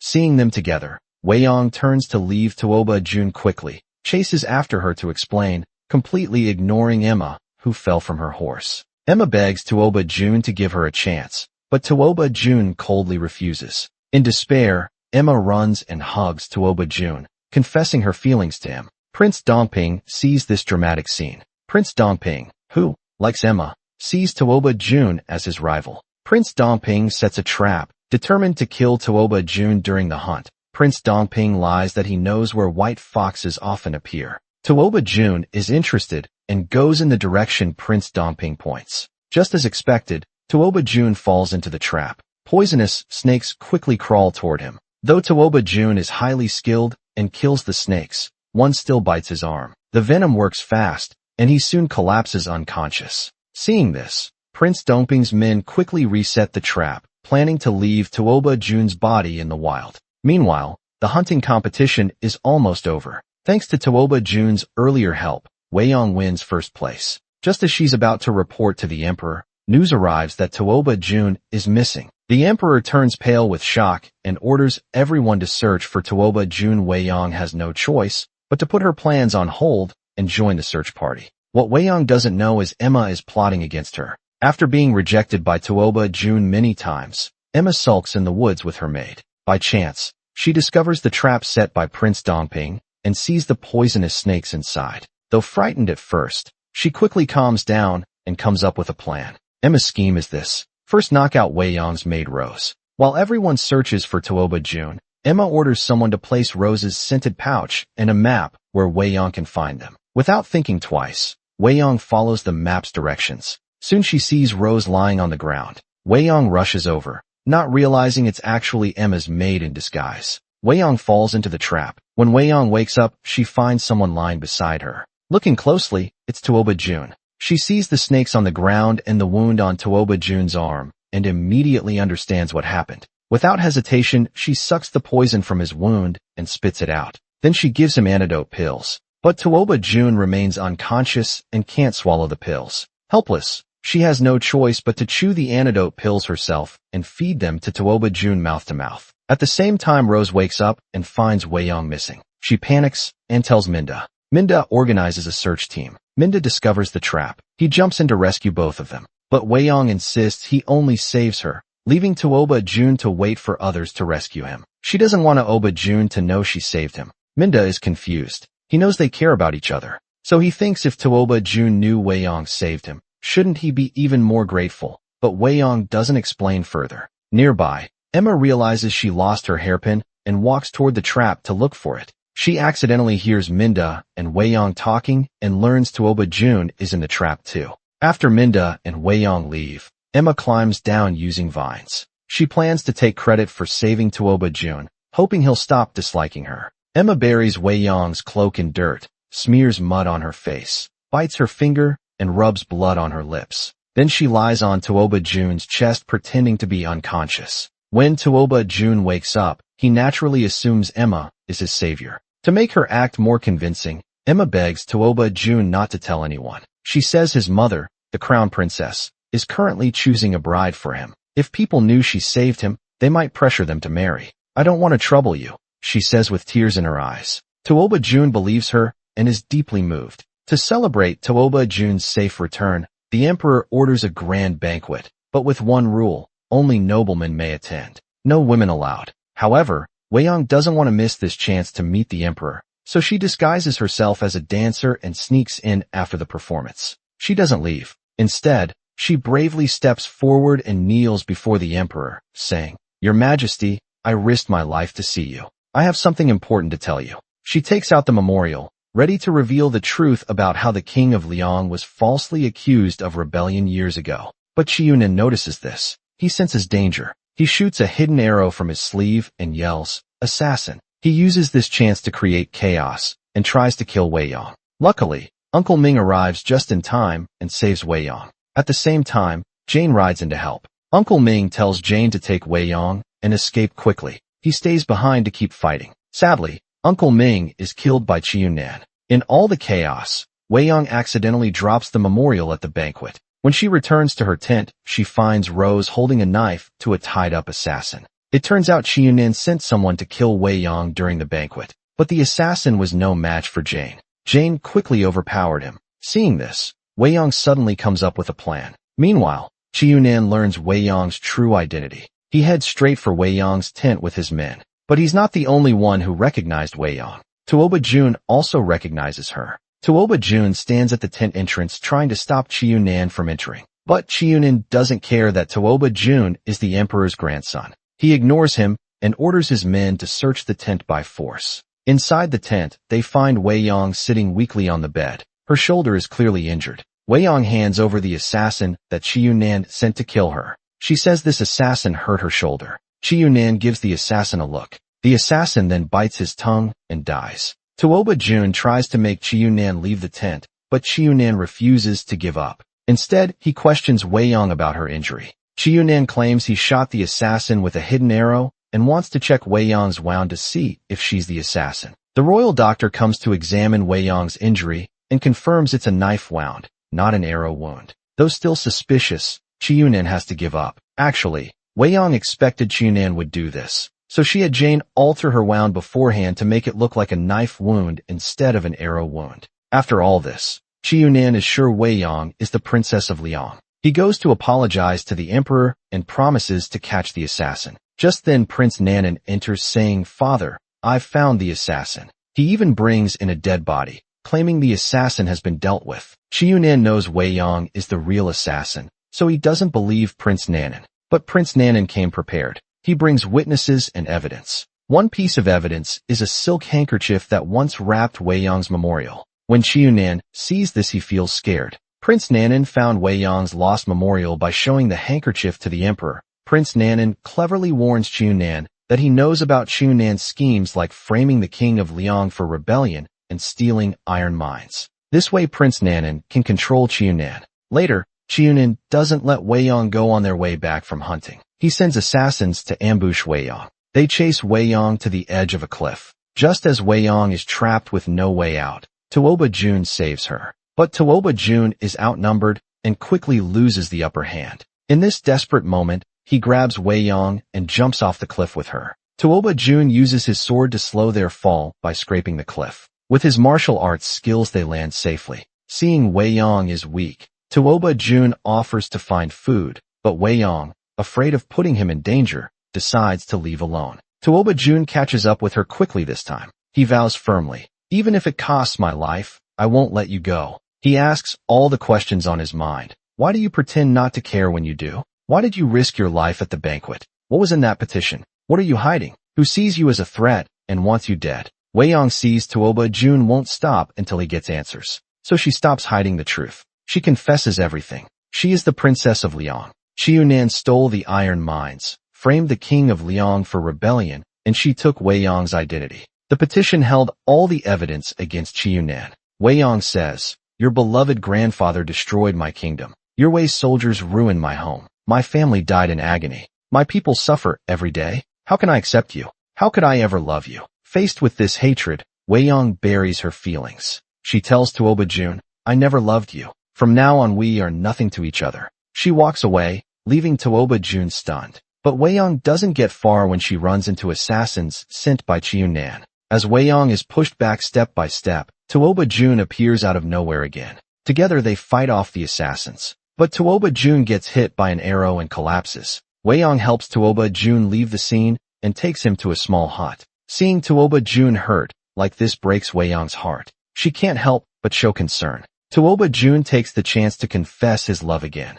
Wei Yong still worries about their different statuses, but Tuoba Jun doesn't care. He says, "I don't care who you are. I only know I love you." Tuoba Jun tells Wei Yong he will help her find the memorial and expose Qiunan's plot to clear Great Liang's name. He says once the truth comes out he will ask the emperor to let them marry. Then he'll take Wei Yong far from the palace to live a simple, happy life. Wei Yong never expected Tuoba Jun would go this far for her. She is deeply moved and finally accepts his feelings. They share a sweet embrace. Prince Nanan meets with Chiunan. Chiunan gets straight to the point, asking what he wants. Prince Nanan doesn't hide it either. He says he's read Governor Ma's memorial and that hiding iron mines is punishable by death. Chiunan has a powerful army clearly planning rebellion. If the emperor finds out, his whole family will be executed. Seeing Chiunan's strong reaction, Prince Nanan knows his threat worked. He tells Chiunan to hand over the mines, and he'll keep quiet about framing the Liang royals. Chiunan realizes Prince Nanan wants to recruit him and gain the Chiyan family's support. With their powerful army behind him, Prince Nanan would have a better chance to seize the throne. So Chiunan agrees to support Prince Nanan, but he wants Prince Nanan to help him get rid of Wei Yong. Chiunan tells Prince Nanan that Wei Yong's true identity is the Princess of Liang. He says, "If your highness can help me eliminate this Princess of Liang, our Chiyan family will serve you as our master." But Prince Nanan actually likes Wei Yong a little because she's so smart, so he hesitates about helping Chiunan kill her. Meanwhile, Anna brings snacks to visit Prince Nanan. Outside the door, she hears Prince Nanan talking with his men about his recent meeting with Chiunan. Anna learns Wei Yong's true identity and hears them discussing killing Wei Yong to gain the Chiyan family support. Prince Nanan's men think Wei Yong doesn't care for Prince Nanan, while the Chiyan family has strong military power that could help Prince Nanan take the throne. They suggest abandoning Wei Yong for the Chiyan family. But then Prince Nanan gets angry and says, "Do I need you to teach me how to act?" Then Anna sees Prince Nanan hiding a box containing Governor Ma's reports in a secret compartment. Seeing Prince Nanan seems unwilling to kill Wei Yong,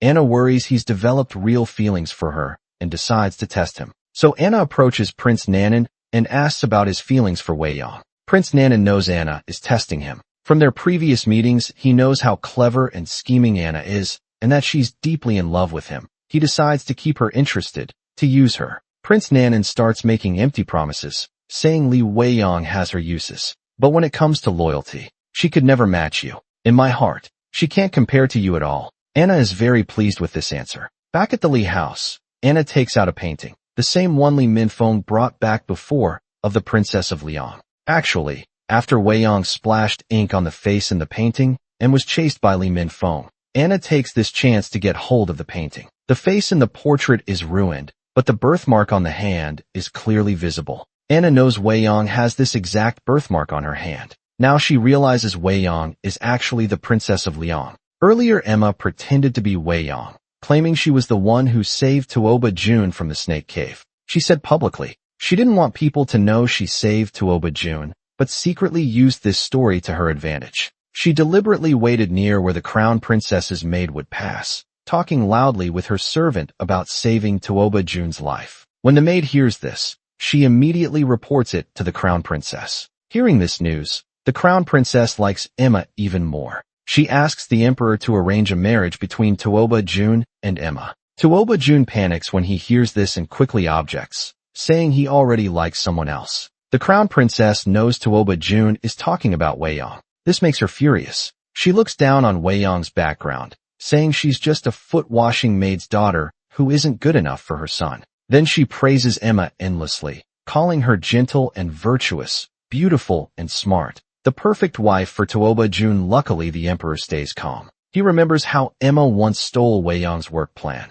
He doesn't think Emma is that great and decides to meet her first, to observe her before making any decision. After leaving the palace, Tuoba Jun meets Emma again. Emma forces a lucky charm. She got into Tuoba Jun's hands because she supposedly saved him before. He can't refuse too harshly and reluctantly accepts it. Meanwhile, Wei Yong returns to the Li house, where Anna immediately asks about her, and Tuoba Jun hearing that Wei Yong and Tuoba Jun like each other, and that Wei Yong doesn't like Prince Nanan at all, Anna feels secretly delighted. Since there are no romantic feelings involved, Anna still wants to be good sisters with Wei Yong forever. Minda comes to see Wei Yong, his words full of sadness about leaving. It turns out, after Wei Yong fell off the cliff, Minda searched everywhere for her. He contacted the ruined people who once saved him, promising that if they helped find Wei Yong he would accept his identity as Ruran Prince and return with them. The Ruran people are indeed quite capable. They quickly found Wei Yong. Excited by the news, Minda rushes over only to see Wei Yong flirting with Tuoba Jun. His heart breaks instantly. All this time Minda had fallen deeply in love with Wei Yong. Now, seeing her heart belongs to Tuoba Jun, Minda quietly steps back. The Ruran officials urge Minda to keep his promise and return with them. Minda just wants to see Wei Yong one last time. He takes her hairpin, saying, "This jade pin is nice. Give it to me." Wei Yong thinks he's just being childish, not realizing he wants to keep it as a memory. The emperor summons Chiu Nan and Emma. Under Prince Nanan's pressure, Chiu Nan hands over iron mines. The emperor thinks he volunteered them. Chiu Nan uses this chance to praise Emma before the emperor and crown princess, saying she prays for her mother, cares for her day and night, never resting. Hearing this, the emperor's opinion of Emma improves. He thinks she's a filial child. When Emma mentions Tuoba Jun accepted her protective charm, the emperor concludes Tuoba Jun might have feelings for Emma. He starts thinking Emma might be a good match for his grandson Tuoba Jun. Then comes news from the border. Enemy troops seem to be moving. The emperor asks his ministers how to respond. Prince Dongping suggests gathering troops to fight head-on, but Minister Li argues that Wei just suffered a flood disaster and needs time to recover. Starting a war now isn't the best time. The other ministers agree with Minister Li. One official suggests sending a princess to marry the enemy king for peace, but Tuoba Jun strongly objects. He says war with the enemy is unavoidable. If fighting breaks out later, the princess would be in great danger. Chiu Nan adds they can't risk a princess's life. He proposes choosing a noblewoman from the city. Li Weiyang, who was recently named County Princess Onping, becomes the perfect candidate. Tuoba Jun still refuses. He declares Weiyang is his future wife. This reaction pleases Chiu Nan. The more Tuoba Jun argues with the emperor, the more stubborn the emperor becomes, creating tension between them. As expected, the emperor gets angry and rejects Tuoba Jun's plea. He orders Weiyang to be named Princess Onping and sent to the enemy kingdom. When Weiyang hears this, she's shocked. She knows it's Chiu Nan's scheme, but can't disobey the emperor. If she runs away, Granny Li and Lady Seven would suffer. She won't let that happen for their safety. She'll follow the order, but she won't go quietly. Minda learns about Weiyang's fate and decides to use Ruran Kingdom's power to help her. He tells Weiyang not to worry. At the Wei border, he'll help her escape. As Weiyang warns him not to take risks, palace guards arrive to take Weiyang for wedding preparations. Meanwhile, Tuoba Jun's aide, Chengda, reports the enemy country keeps sending food and supplies to the front lines. It seems their promise of peace through marriage is fake. They are actually planning to attack. Tuoba Jun remembers what Weiyang once said. Chiu Nan secretly took control of iron mines in Great Liang. Tuoba Jun realizes Chiu Nan is trying to kill two birds with one stone. He wants to get rid of Weiyang and weaken the Wei army at the same time,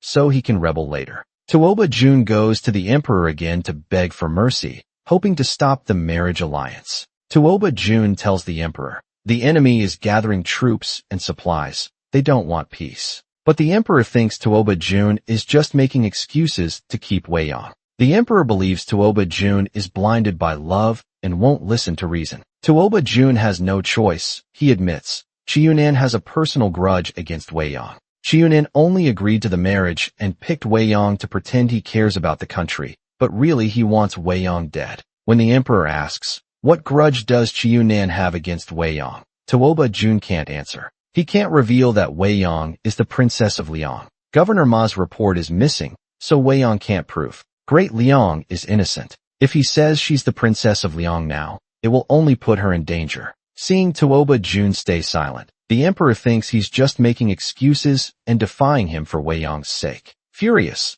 the emperor ignores Tuoba Jun kneeling and begging him to cancel the marriage. That night heavy rain pours down. Chengda brings an umbrella and tries to persuade Tuoba Jun to leave. When he refuses, Chengda kneels with him in the rain. Soon it's time for Weiyang to leave for the enemy country. John, the enemy's envoy, waits outside the city gates. Prince Nanan greets him as the escort. John asks to see Weiyang to pay his respects. But when John sees Weiyang, he can't take his eyes off her and stands there stunned. Clearly this guy is a creep inside the carriage. Weiyang keeps thinking about Tuoba Jun. She doesn't know. Tuoba Jun knelt too long and got soaked in rain. Now he's collapsed from exhaustion. The crown princess feels sorry for her son. She begs him to stop punishing himself and asks what he really wants. Tuoba Jun only says today is Wei Yong's journey to the enemy kingdom. He wants to see her off one last time. Hearing this, the crown princess gets furious. Wei Yong is leaving for marriage alliance, yet her son still thinks about her.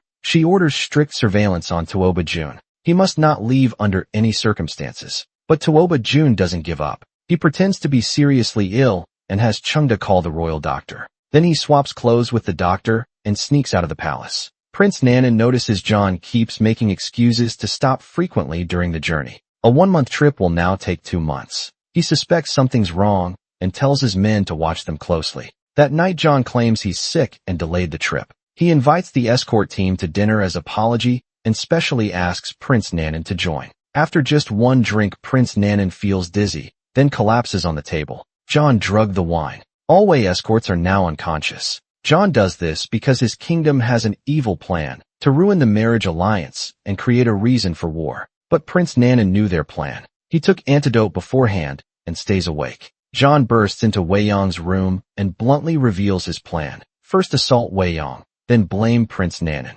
If Prince Nanan desires the beauty of the peacemaking princess and attacks the enemy troops, the enemy country can use this as an excuse to attack Wei. Wei Yong calls John shameless and wicked, but she's already drugged and can't fight back completely at his mercy. Prince Nanan stands outside listening to John's wild claims. He sees John making improper moves, but doesn't stop him because Prince Nanan thinks if he gets proof of Wei Yong being harmed, he can blame the enemy country and they'll lose their excuse to attack. This would make him a hero. The emperor might even consider making him heir. Truly, Prince Nanan is very calculating. He stays calm while Wei Yong is in danger, just thinking about the benefits. At the last moment, Tuoba Jun arrives, kills John with 1 strike, saving Wei Yong from danger. Seeing Tuoba Jun come, Prince Nanan pretends to faint again. When helped up, he acts completely innocent. Tuoba Jun knows, since they've angered the enemy country, war is unavoidable. He asks Prince Nanan to escort Wei Yong back while he goes to defend the border.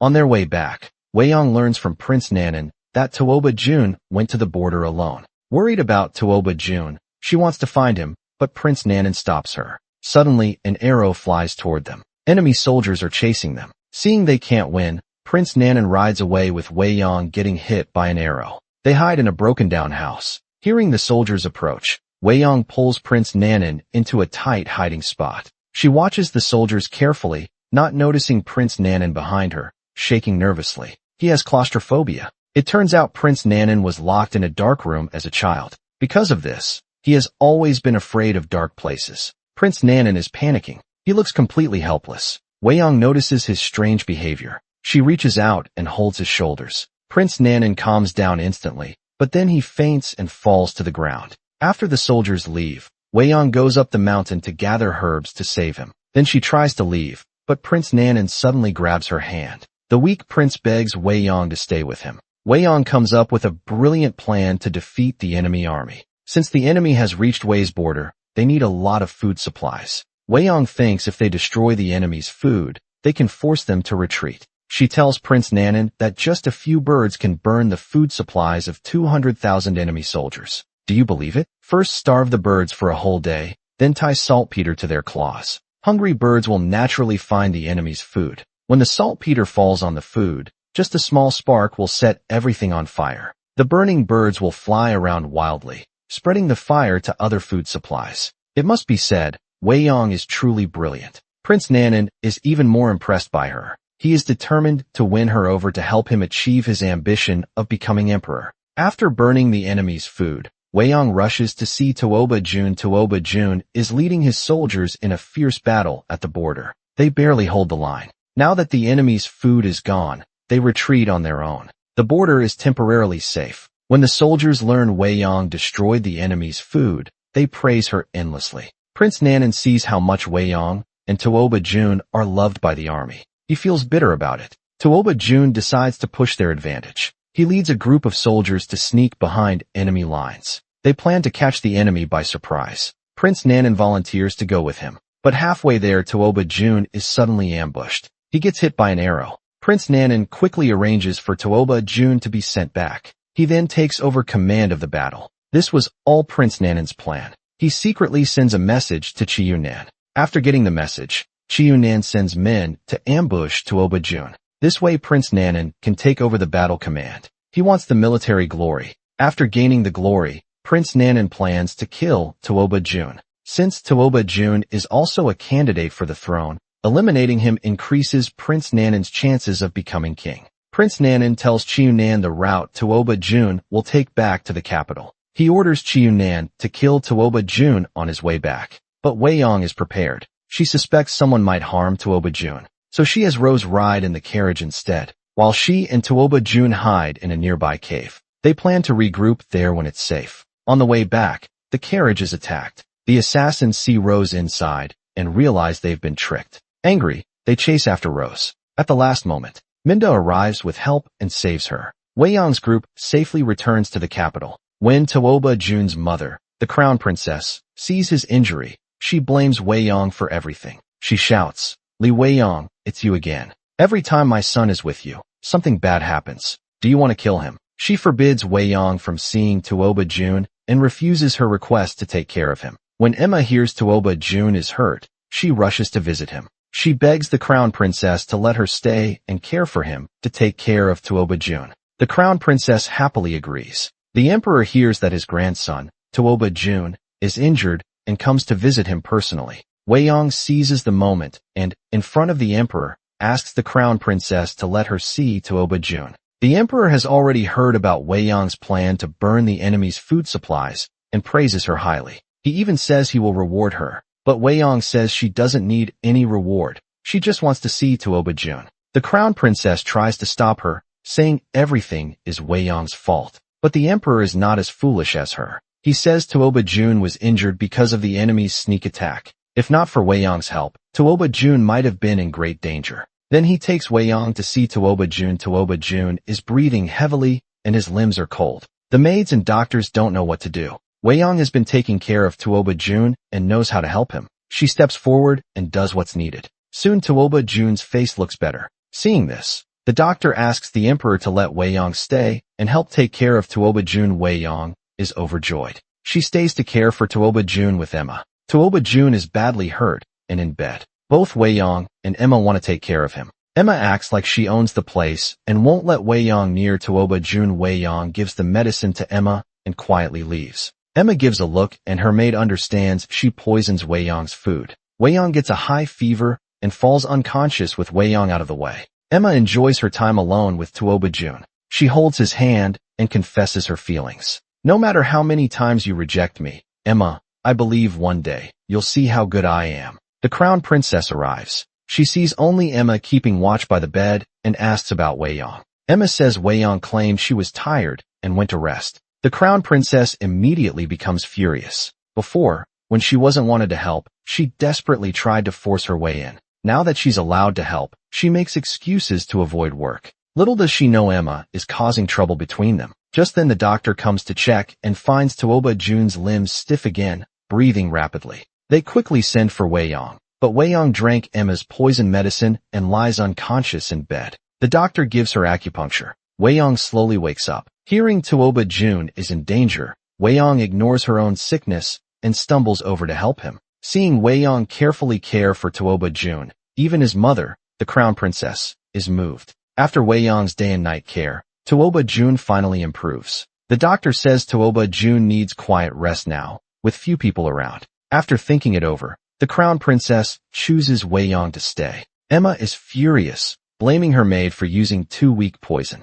But even the maid knows if the second lady hadn't woken up the prince would be in danger. Emma quickly silences her maid, but it's too late. The crown princess overhears everything. Now she sees clearly Emma's jealousy almost killed her son. Meanwhile, under Wei Yong's careful nursing, Tuoba Jun finally wakes. Wei Yong cries with joy. All her worry and sadness comes pouring out at once. Tuoba Jun comforts her. There, don't cry. He tells Wei Yong about that hunting trip. When he fell into a trap, he was poisoned by a snake and fell unconscious. In his days, he felt a girl saved him. During these days of illness, he felt that familiar presence again. It's like that girl was by his side. Tuoba Jun asks Wei Yong, "Have you been taking care of me these days?" After she nods, he asks, "Then was it also you who saved me from the snake poison last time?" Seeing Tuoba Jun awake, Wei Yong finally relaxes after days of stress and falls asleep right there. Tuoba Jun gently holds her head and rests it on a pillow. He quietly watches her sleep.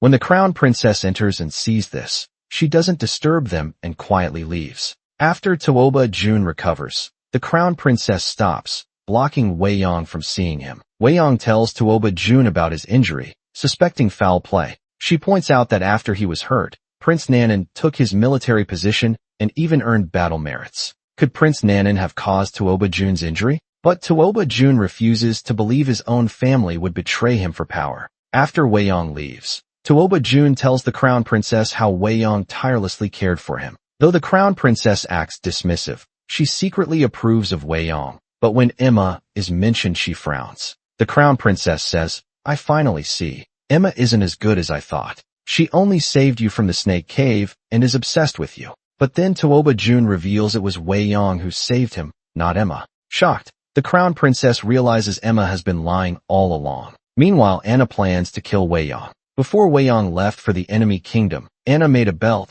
and gave it to Prince Nanan. Prince Nanan sweet-talks Anna to keep her working for him. He says all kinds of nice things to her face, even promises to always keep the belt she made with him. But as soon as she leaves, he gives a disgusted look and throws the belt into a corner. Now that Prince Nanan returns victorious, Anna happily goes to see him. While waiting in his room, she remembers all their sweet moments together, her face full of happiness. But when she looks up, she sees the belt she made thrown in a corner, remembering how the prince promised to always keep it with him. Seeing it discarded like this feels like a cruel joke. Back at the Li house, Anna sits sadly in the courtyard. Wei Yong notices and comes to comfort her. Anna carefully mentions Prince Nanan. Wei Yong says he's kind inside though cold outside, just not good at showing feelings. "I once gave him a lucky charm to thank him for saving me. He seemed not to like it at first, but later I saw he wore it all the time." This makes Anna upset. She quickly says goodbye and returns to her room, thinking how the prince threw away her belt but keeps Wei Yong's charm.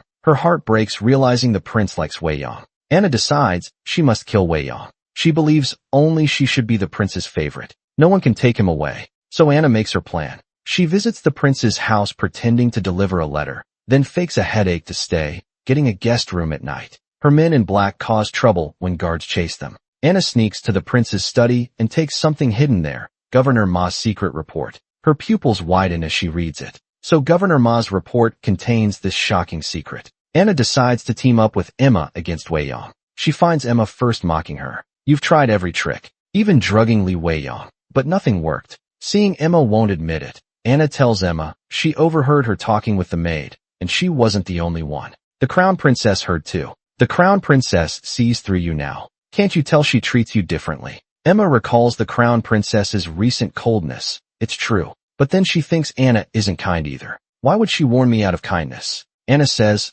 "I'm warning you, because we're in the same boat." So for the men they love, Anna and Emma decide to join forces to ruin Wei Yong completely. Soon Wei Yong gets an anonymous letter. It says about the contents of Governor Ma's missing report. Wei Yong wonders, who has this report now? Soon a second letter arrives. This time it's a map telling Wei Yong to come alone to get Governor Ma's report. If anyone follows, she won't get it. Jane warns against going alone. But Wei Yong needs that report. She won't risk it. Insists on going alone, remembering Tuoba Jun's words, "No matter what happens, always tell me first." She copies the map exactly, tells Jane, "If I'm not back in half an hour, give this to Tuoba Jun." But Wei Yong doesn't know. Amy Chien-Ro's subordinate is watching Wei Yong's every move. Half an instant sticks, time passes. Wei Yong still hasn't returned. Jane quickly goes to find Tuoba Jun. Tuoba Jun follows the map's route, but finds no sign of Wei Yong. The search fails. Tuoba Jun returns to the crown prince's residence.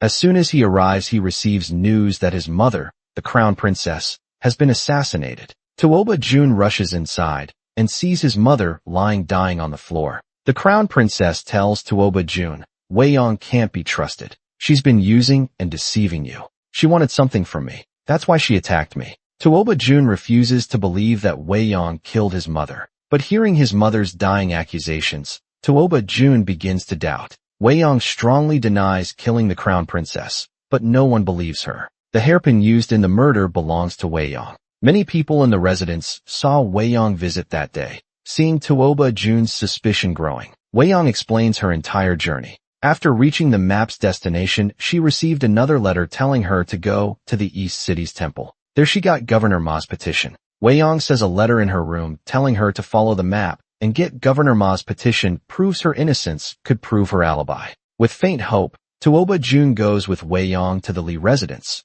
but the letter says, kill the crown princess. To get Governor Ma's petition, Wei Yong gasps, this isn't my letter. The letter continues, if you accept, tie a red flag on the tallest tree. Checking the courtyard, they find the red flag exactly as described. Now Wei Yong can't defend herself. Tuoba Jun completely loses trust in her. He thinks Wei Yong is Princess of Liang. For her, the most important thing is to avenge those who died unjustly. So in her eyes, Governor Ma's report is more important than anything. I'm just a tool for her revenge. So when she got clues about Governor Ma's report, she would definitely kill my mother without hesitation just to get Governor Ma's report. Tuoba Jun gets angry and tries to tear up Governor Ma's report that Wei Yong obtained. Wei Yong quickly stops him. Tuoba Jun says sadly, in your heart, this report is still more important. Then Tuoba Jun personally sends Wei Yong to prison. Wei Yong is falsely accused of killing her future mother-in-law and sent to prison by the man she loves. How can she prove her innocence? After calming down in prison, Wei Yong carefully thinks about everything that happened. First she was asked to go to the woods, then to the temple in the east for Governor Ma's report. The messenger clearly wanted to lead her away. She never went to the prince's mansion, but the servants there still accused her of killing the princess, and they didn't seem to be lying. Remembering the Tu Wang's incident, she suddenly understands it's Amy's disguise skill from Qianruo's group. That day a woman who looked exactly like Wei Yong came in, claiming to be Wei Yong. She was actually Amy, using disguise techniques. Wei Yong keeps thinking, but now Qianruo is seriously ill. Only Emma could do this. Little does she know, Emma is just the helper. The real mastermind is her good friend, Anna. They celebrate their first successful cooperation. Anna pretends to be weak to keep Emma close. She praises Emma for having the Qian family's support, while she has nothing making Emma think they're on the same side. They say harming royalty is punishable by death. Li Weiyong will never get close to our loved one again. The next day, Anna contacts someone in the palace and presents the portrait of the Princess of Liang. Meanwhile, Qiunan fears Weiyong might expose his crimes against Great Liang before she is executed, which would get him into serious trouble. So he sends assassins to kill Weiyong in prison. But Weiyong is prepared. She not only fights back, but escapes during the chaos. With Minda's help, Weiyong avoids the guards. She learns Minda has found new evidence proving her innocence. Weiyong decides to see the emperor to personally clear her name. But the emperor already has the portrait when he examines it. The birthmark on the portrait matches the one on Weiyong's left hand. Weiyong stops pretending and admits she is the Princess of Liang. She then reveals how Qiunan stole iron mines and framed the king of Liang for rebellion, telling everything. The emperor doesn't want to believe her. Weiyong shows a memorial written by Governor Ma as proof, which is in Tuoba Jun's possession. The emperor calls Tuoba Jun and sees Governor Ma's memorial confirming Weiyong's story.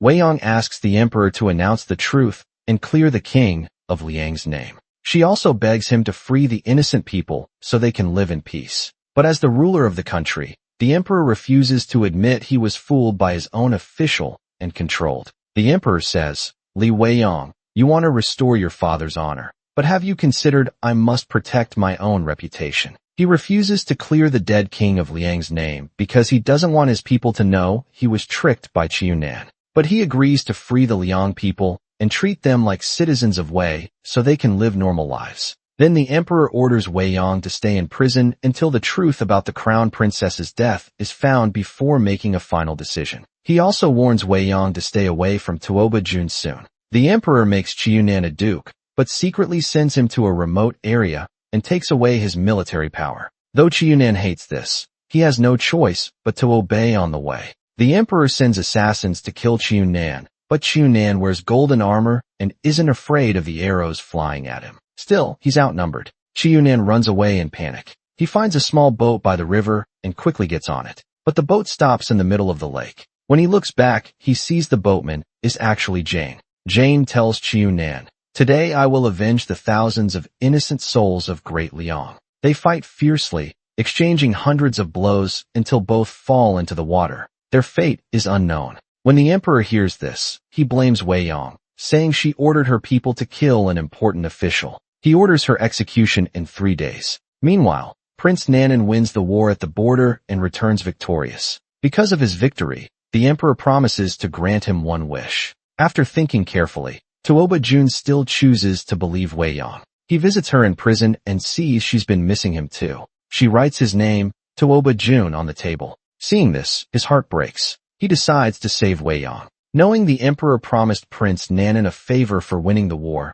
he goes to Prince Nanan's palace and asks him to beg the emperor to spare Wei Yang. Prince Nanan actually wants to save Wei Yang. Now that Tuoba Jun has asked for help, he gladly agrees and accepts the request. But Prince Nanan sets one condition. Tuoba Jun must marry Emma within a month to save Wei Yang. Tuoba Jun has to accept the condition, as Wei Yang is being taken to the execution platform at the last moment Prince Nanan arrives with the emperor's order. The emperor declares, after investigation, there are doubts about Li Wei Yang's crimes. Before the truth is found, she will be made a slave and serve in the palace. From then on, Wei Yang becomes the lowest-ranked maid. To save Wei Yang, Tuoba Jun is forced to agree to marry Emma on their wedding day. To humiliate Wei Yang, Emma asks the emperor to have Wei Yang serve at her wedding and help her put on the wedding dress. Seeing the once proud Wei Yang bow before her gives Emma great satisfaction. Not only that, when leaving, Emma makes Wei Yang help her into the bridal sedan.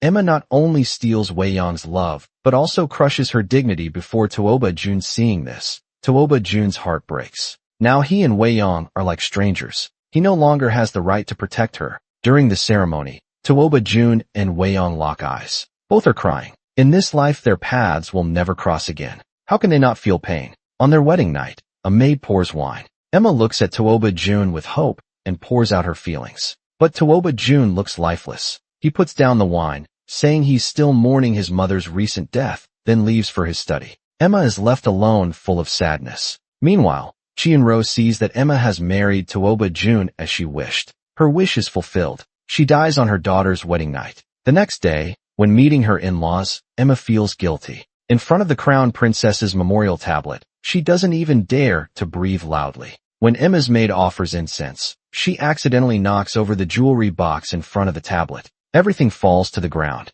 Emma scolds the maid, telling her to pick them up quickly. These are all the crown princess's dowry jewelry. Hearing this, Tuoba Jun becomes suspicious. How does Emma know these are his mother's dowry jewelry? Could she be involved in his mother's death? Tuoba Jun thinks to himself, Mother always treasured this jewelry set. She never showed it to anyone. Only on the day she was attacked did she take it out, saying she wanted to show it to Wei Yang. Plus, Chengda's investigation shows that Emma did leave the estate that day. The timeline matches perfectly. Tuoba Jun suspects Emma killed the crown princess. He knows the Chien family has disguise experts who could make Emma look like Wei Yang. It wouldn't be hard at all. When Emma sees Wei Yang working as a maid, she decides to humiliate her. Seeing Emma's aggressive attitude, Wei Yang knows she can't win, so she kneels down to clean Emma's shoes. But Emma claims Wei Yang hurt her and tries to drag her to the punishment room. Just then Tuoba Jun arrives and stops this. Wei Yang thinks Tuoba Jun is here to save her, but he acts completely different.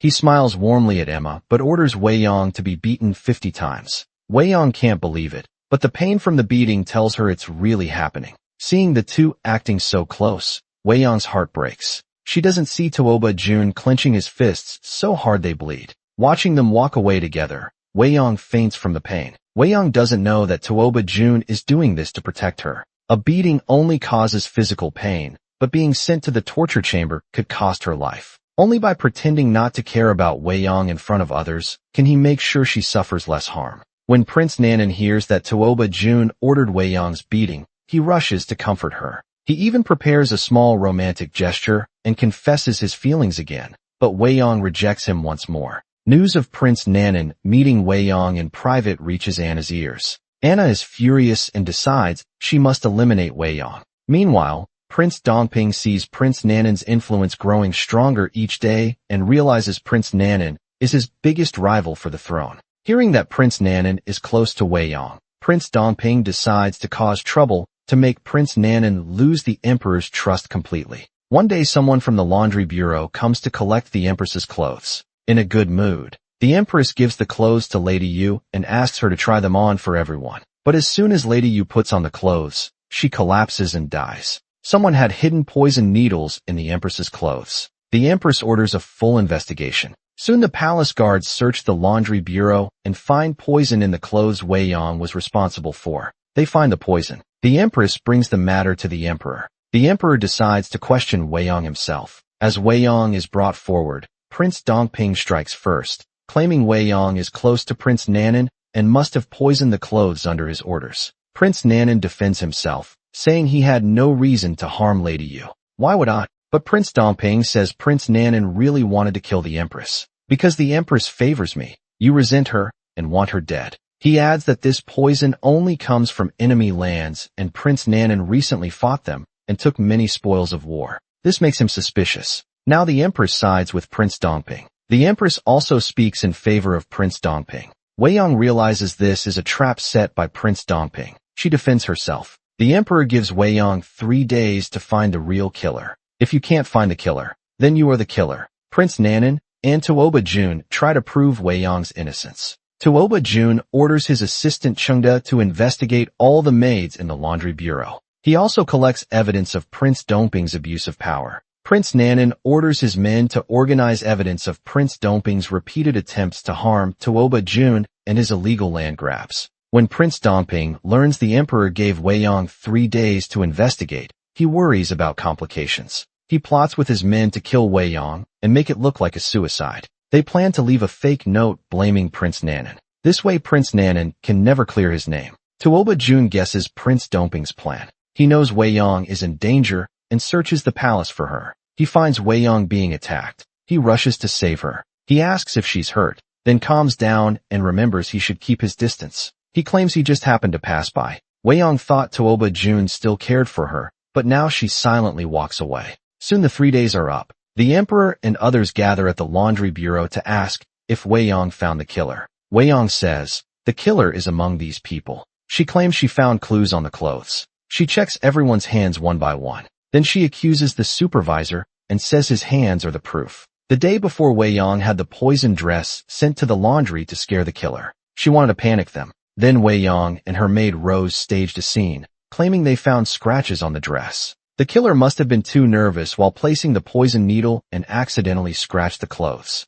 This means the killer's nails must have cracks. Following this clue will surely reveal the real killer. Wei Yang knows the killer is secretly watching her actions, so she says these words on purpose for the killer to hear. After checking, only the housekeeper has trimmed nails. She must be afraid of being caught, so she tries to hide the truth. The Emperor is furious and orders the housekeeper arrested for questioning. He demands to find out who is behind this. Wei Yang gains the Emperor's favor and is promoted to head of the laundry bureau with the help of Prince Nanan and Tuoba Jun. The Emperor soon discovers Prince Dongping's attempts to kill Tuoba Jun and his crimes of seizing land and harming innocent people enraged. The Emperor punishes Prince Dongping and strips him of his title. He is confined to his home and forbidden to leave. Now the fight for the throne is between Tuoba Jun and Prince Nanan. Prince Nanan feels sorry for Wei Yang suffering alone in the palace. He arranges for Wei Yang's maid Rose to join her in the palace. With Rose by her side, Wei Yang becomes much happier.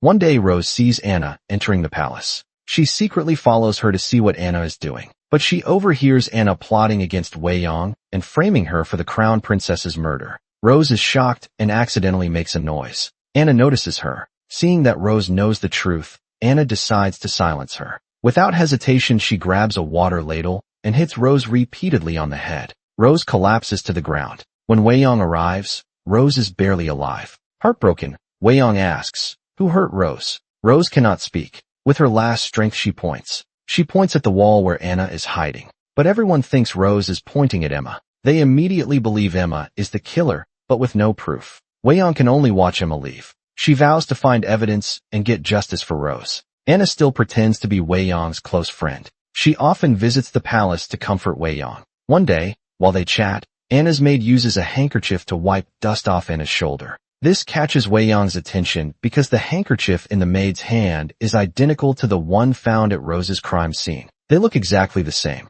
Wei Yang pretends to admire the handkerchief, taking it to examine closely. She says the embroidery is very unique. She's never seen anything like it before. Anna's maid explains, "This flower only grows in my hometown. I embroider it on all my handkerchiefs." Wei Yang praises the beautiful stitching, saying it's unforgettable. She asks to borrow it to make a copy. Wei Yong takes the handkerchief back and compares it to the one found earlier. The pattern, the stitches, everything matches perfectly. They were clearly made by the same person. Wei Yong questions the eunuch who found the handkerchief. He says, "I'd never seen this handkerchief in the palace before, only after Rose's death. This proves the handkerchief belongs to the killer." Wei Yong returns to the crime scene and follows the direction Rose pointed before dying. She checks carefully and realizes Rose wasn't pointing at Emma, but at the wall behind her. She spots bloodstains on the wall, confirming the killer hid there holding the handkerchief. Wei Yong finally understands. Her friend,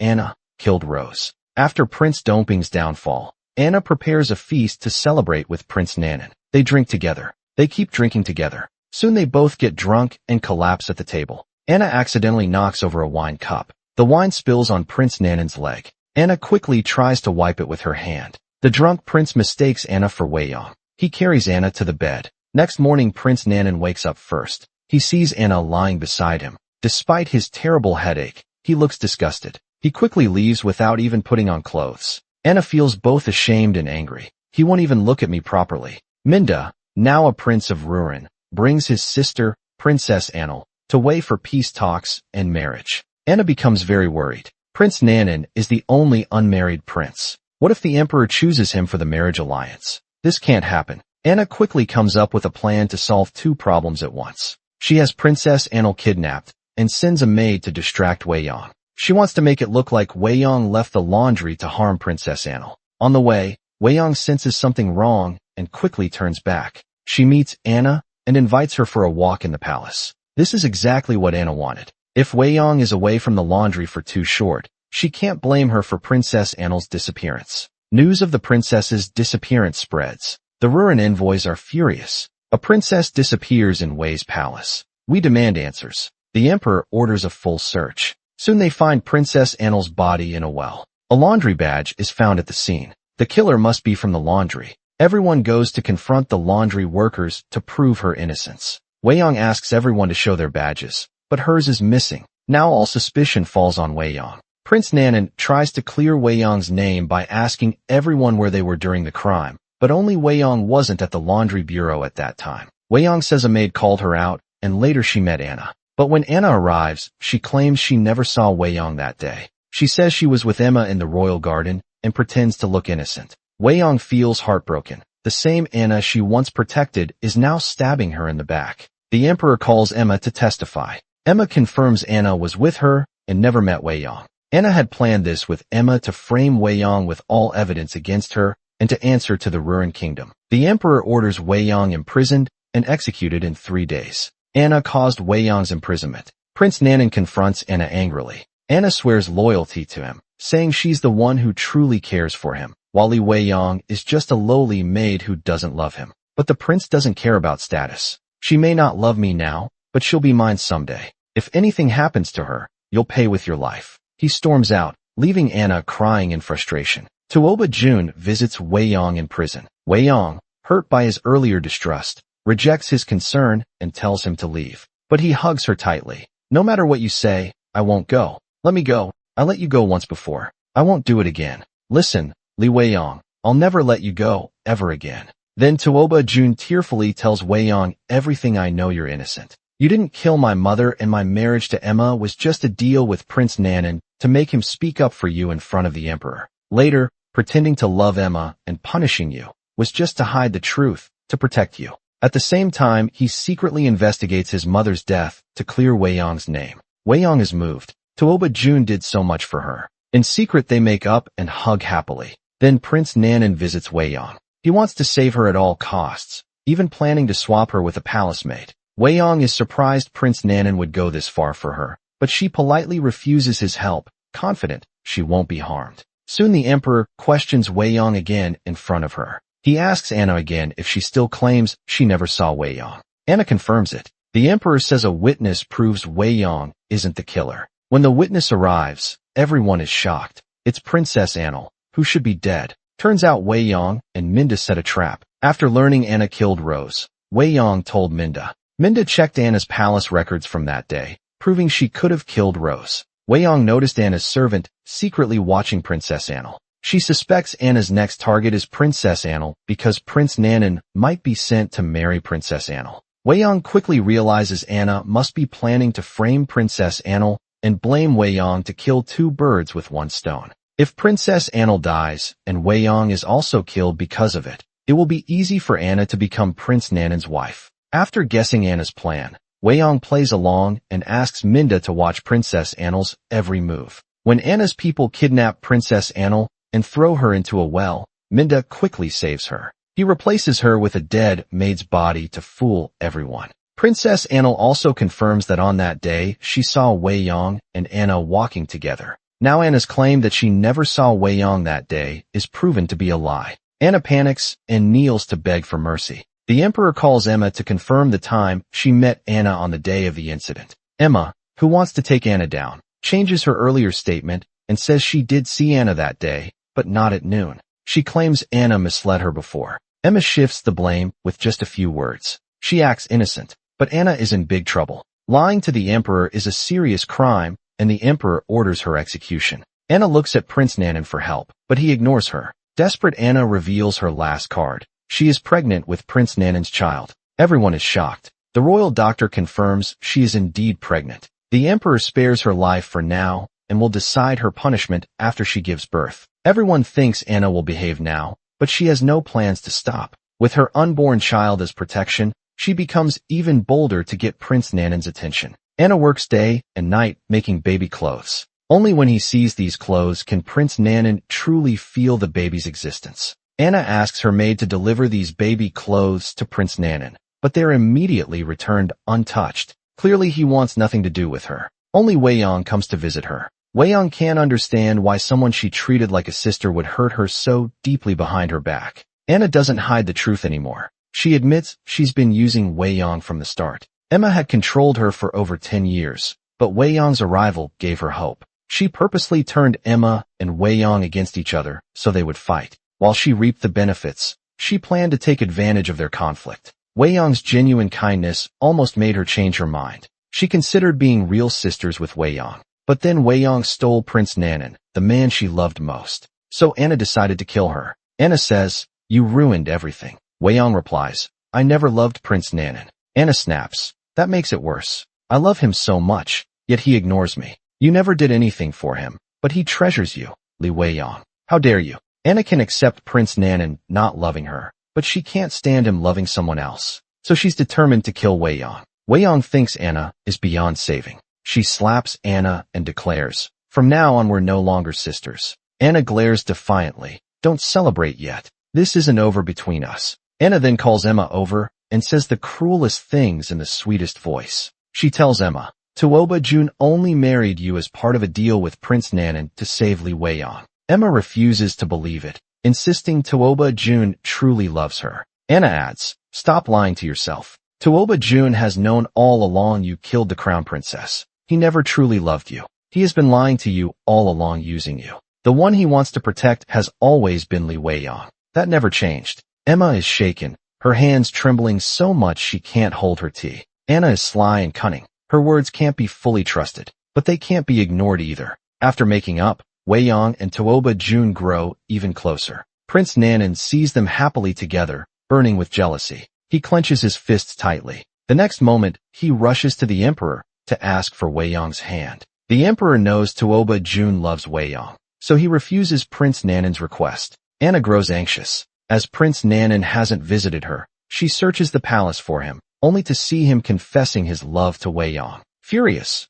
Anna overhears Tuoba Jun inviting Wei Yong to the Lantern Festival. That night an idea forms in her mind. Anna tells Emma about Wei Yong and Tuoba Jun's plans to attend the festival together. Emma still hopes Tuoba Jun loves her. She asks Chungda to invite Tuoba Jun to the festival with her, but Chungda refuses, saying Tuoba Jun is busy with work. Emma grows uneasy. Could Anna be right? Is Tuoba Jun secretly meeting Wei Yong? She decides to see for herself. At the festival she spots Tuoba Jun and Wei Yong together. They hold hands, touch each other's faces and embrace tightly. Emma is furious. Wei Yong sees a beautiful lantern and goes inside to paint one. As a surprise for Tuoba Jun waits outside, unaware that Emma is watching as Wei Yong paints. Emma sneaks up behind her and knocks her unconscious. Emma is consumed by rage. She can't believe Tuoba-jun would betray her. Her heart breaks as she watches them. She vows to make Wei-yong pay. Tuoba-jun has no choice but to wait outside.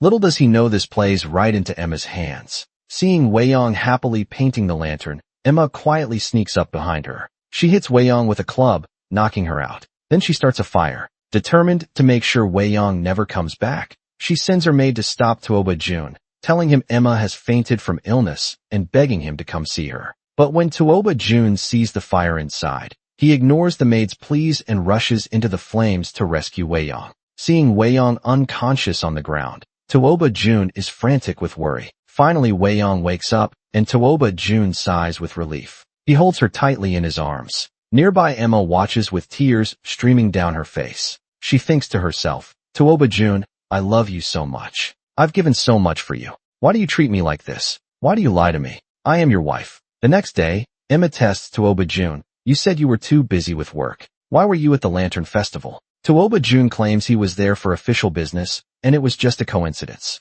He tries to leave, but Emma stops him. Why did you marry me in the first place? Was it because Wei-yong hurt the crown princess and broke your heart? Tuoba-jun refuses to answer, but Emma insists. Finally, he says it was the crown princess's dying wish. Emma asks, do you love me? She thinks, if you say you loved me, even just a little, I would forgive you. But Tuoba-jun avoids the question, only telling Emma to rest. The answer is clear. Emma is heartbroken. Losing all hope in Tuoba-jun, she and her maid Amy join Prince Nanan, ready to serve him. Prince Nanan had already planned to use Emma against Tuoba-jun. Now that Emma and Amy come to him willingly, Prince Nanan is more than happy to accept them. He tells Emma, I never underestimate women, especially those filled with hatred. They are capable of anything. Seeing that Wei-yong hasn't been harmed by Emma yet, Anna decides to take matters into her own hands. She orders a palace maid to pretend to accidentally spill water on Wei-yong's clothes. Wei-yong has no choice but to return to her room to change. Then a young eunuch leads Prince Nanan to Wei-yong's room as well. A love-inducing incense had been lit in the room earlier. Soon Wei-yong collapses into Prince Nanan's arms. Prince Nanan gazes at Wei-yong, whom he adores, and can't resist kissing her. Outside the door, Anna's maid panics. Why is it, Prince Nanan? Anna had arranged for Tuoba-jun to be inside, but now things have gone wrong. With no other choice, they proceed with the plan. A eunuch rushes in nervously, saying he saw Prince Nanan and Wei-yong meeting secretly in the room. Anna is shocked. Why is it, Prince Nanan? I clearly arranged for Tuoba-jun. When the emperor hears this, he storms over with his entourage to Wei-yong's room. Anna's plan was to have the emperor catch Wei-yong with a prince, ensuring Wei-yong's downfall. But when they arrive, they find Anna's maid and a eunuch unconscious on the floor. Wei-yong and Prince Nanan are nowhere to be seen. The emperor feels tricked. Just then Wei-yong walks in. Seeing the two on the floor, she acts surprised. What happened? The eunuch says he saw Anna's maid sneaking around Wei-yong's room, acting suspiciously as if trying to steal something. He tried to stop her,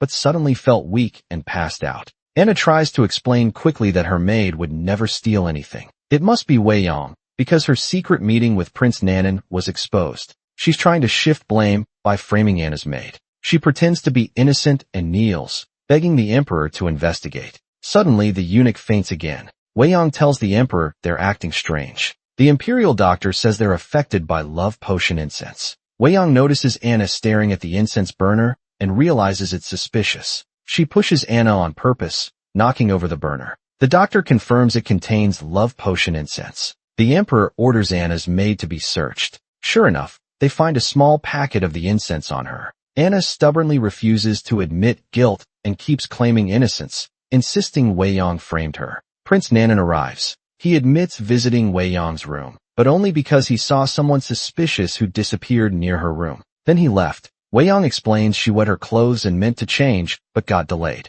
So she sent the eunuch instead. Now the emperor understands this was all a setup. He looks suspiciously at Anna. The emperor tells Anna, you clearly sent your maid to Wei-yong's room to plant the incense, then lured Prince Nanan here, and finally brought me. If your plan hadn't failed, you would have fooled me. Anna still won't confess, shouting she's innocent. Wei-yong steps forward and approaches Anna's dazed maid, asking if she planted incense in Wei-yong's room. The maid mumbles, Miss, I already put the incense in Wei-yong's room. Now Anna has no defense. The emperor is furious. The emperor orders that Anna be executed after she gives birth to Prince Nanan's child. Anna begs Prince Nanan to save her, but he only looks at her with disgust. He shakes off her hand and walks away angrily. Anna can't understand. The love potion is the strongest of its kind, and Prince Nanan already had bad intentions toward Wei Yong. How could they have escaped it? But then, even while unconscious, Wei Yong kept her last bit of willpower. She pushes Prince Nanan away and threatens to kill herself if he doesn't leave.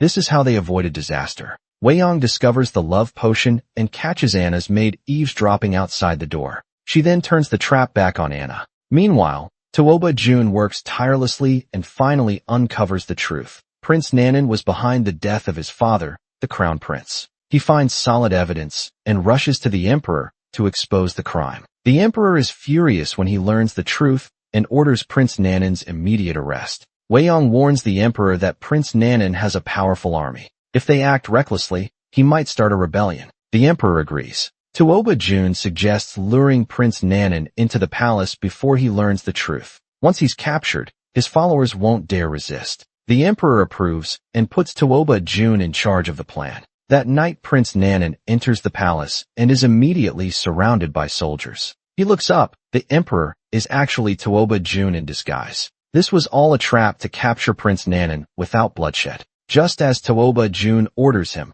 imprisoned, arrows suddenly rain down Prince Nanan and the soldiers are struck dead. Tuoba Jun is stunned. Then another armed group storms in and seizes him. Their leader is Prince Nanan himself. Smirking, he says, "Did you really think you could capture me so easily?" Turns out the earlier Prince Nanan was just a double. Prince Nanan succeeds in his counterattack because Emma has betrayed Tuoba Jun. When Tuoba Jun was planning to capture Prince Nanan, Amy was hiding in the rafters listening to everything. She then reported all the plans to Prince Nanan. Prince Nanan now acts like he's already won. His next step is forcing the emperor to abdicate. Meanwhile, the traitor by the emperor's side had already been bribed by Prince Nanan. He tries to steal the evidence Tuoba Jun presented proving Prince Nanan killed the crown prince, but the emperor catches him in panic. The traitor stabs the emperor with his dying breath. The emperor gives the imperial seal to Wei Yong and names Tuoba Jun as his successor. Then he closes his eyes forever.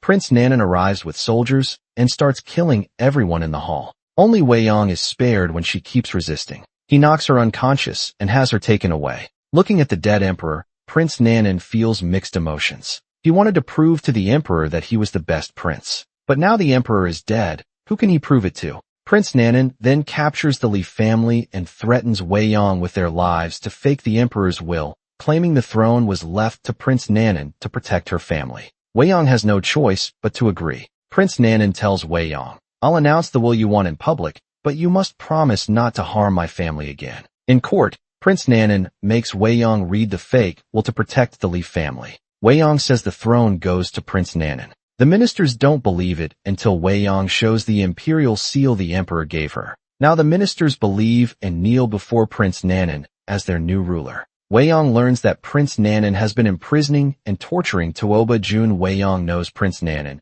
is using Tuoba Jun's life to force her to marry him. To save Tuoba Jun, Wei Yong agrees to marry him, but she demands Prince Nanan release Tuoba Jun. Prince Nanan says he will free Tuoba Jun, but only if she willingly marries him and cuts all ties with Tuoba Jun. Wei Yong visits Tuoba Jun in his cell. By now he is barely recognizable from the torture. When he sees Wei Yong, Tuoba Jun is overjoyed. But Wei Yong has come to say goodbye. She tells him she is marrying Prince Nanan and their love must end. Wei Yong knows Prince Nanan is secretly listening to their conversation, so she says many cruel things, even throwing away their keepsake. Coldly she says, "You've lost completely. In the history books, Prince Nanan will be the rightful emperor, and you, just a traitor who conspired with Rurin." Tuoba Jun can't accept this. He laughs wildly. Prince Nanan gets the reaction he wanted and leaves satisfied. Wei Yong demands Prince Nanan keep his promise to free Tuoba Jun. Prince Nanan brings Tuoba Jun forward, but now he acts completely insane, mistaking shoes for swords,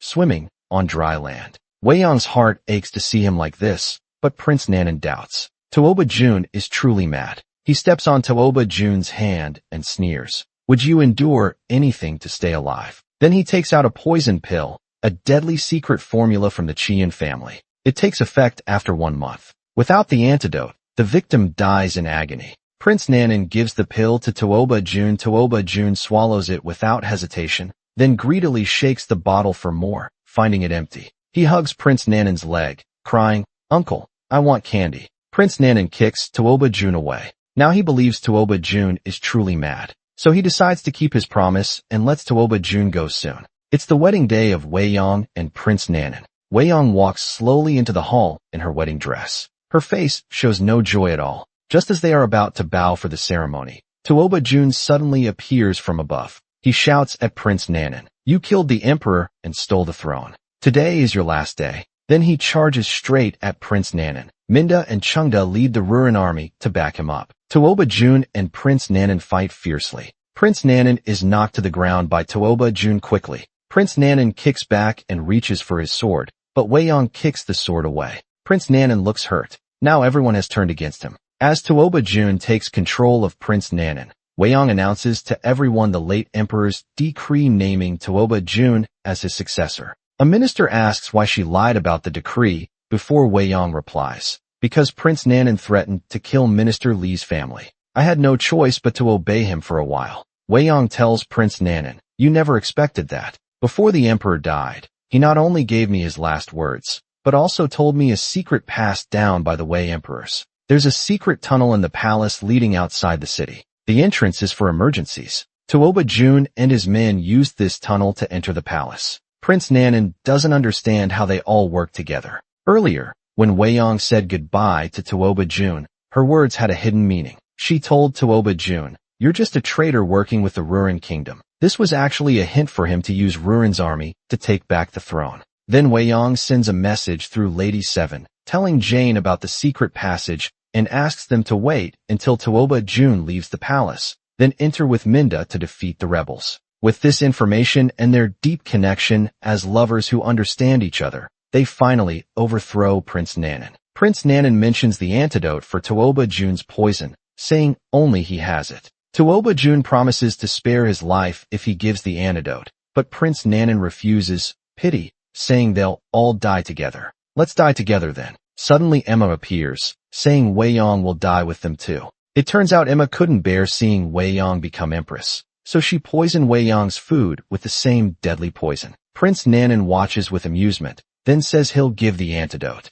He takes Tuoba Jun aside and shows the last remaining antidote. "Why only one?" Prince Nanan says there's just one dose. Only you or Li Wei Yong can survive. Tuoba Jun realizes Prince Nanan wants to see him and Wei Yong separated by death, but he knows if Wei Yong were in his place, she'd give him the antidote. So he decides to save Wei Yong instead. "I want Wei Yong to live." Tuoba Jun fights the poison's pain, pretending he already took the cure, and gives the antidote to Wei Yong. After watching her swallow it, Tuoba Jun can't hold back anymore and coughs up blood violently. Wei Yong suddenly understands he never took the antidote. Prince Nanan can't believe anyone would be so foolish to sacrifice themselves for another person, not realizing he'll soon become just as foolish himself. Wei Yong holds Tuoba Jun crying bitterly, but she doesn't notice. Anna suddenly stabs her from behind with a sword. After giving birth to her child, Anna goes to find Prince Nanan. She overhears Jane talking about the secret passage.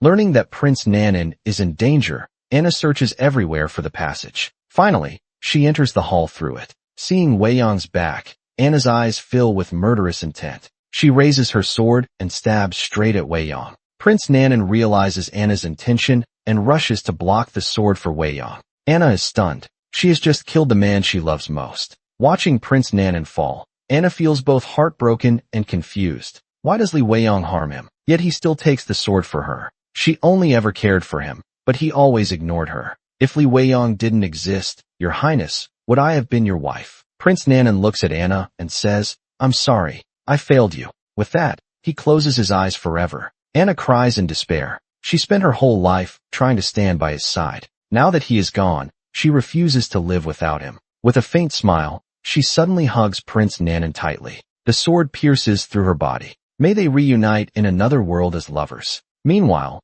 the imperial physician does his best, but can only delay Tuoba Jun's poisoning temporarily. He cannot cure it completely. Tuoba Jun has only 5 years left, at least 10 years at most. Tuoba Jun smiles through tears, whether it's 5 or 10 years. It's a gift from heaven, He vows to cherish every moment with Wei Yong. Emma, for conspiring with Prince Nanan, is demoted to slavery by Tuoba Jun and imprisoned in the Crown Prince's residence for life. When Tuoba Jun arrives, Emma tosses her hair arrogantly. She turns and dares to question Tuoba Jun for demoting her to slavery. She doesn't realize she's done countless bad things. This punishment is what she deserves. Emma knows. The only reason Tuoba Jun hasn't killed her completely is because there's no proof that she murdered the Crown Princess. Now that things have come to this, she decides to go all out, admitting directly, "Yes, I killed your mother." That day, Emma disguised herself as Wei Yong and went to see the Crown Princess. The Crown Princess thought it was Wei Yong,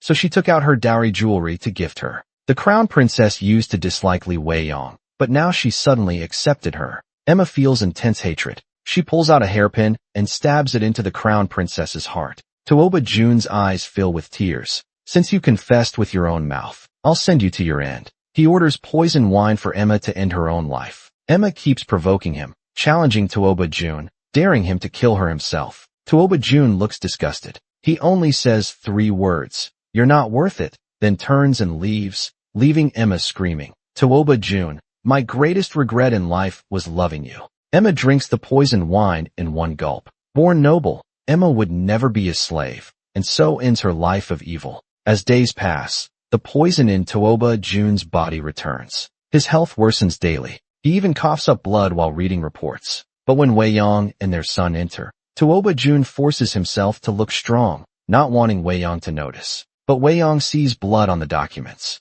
She knows his health is failing. Her face shows sadness, but she stays quiet. If Tuoba Jun doesn't want her to worry, she decides to pretend she knows nothing. After the royal doctors examine him, they confirm Tuoba Jun's poison can no longer be controlled. The doctors are helpless. One doctor sighs. If Tuoba Jun had taken the only antidote himself instead of giving it to Wei Yong with his wisdom and strength, the Wei Kingdom would have grown even stronger. But Tuoba Jun has no regrets. He says, "Without my empress this kingdom means nothing to me." He orders, "Do not let the empress know." But Wei Yong has already heard everything. Tears stream down her face. She knows Tuoba Jun has little time left. She hurries to do everything they love together. They plant flowers, admire lanterns, and play music. Tuoba Jun uses his last strength to play a duet with Wei Yong, as if sensing his end is near. He holds Wei Yong's hand. His strength fades, and he collapses onto her shoulder. Wei Yong feels everything. She gently touches his face one last time. "Now I am alone in this world." Tuoba Jun passes away. Their young son, Tuoba Hong, becomes emperor. Wei Yong remembers Tuoba Jun's last wish, to protect the Wei Kingdom and their home.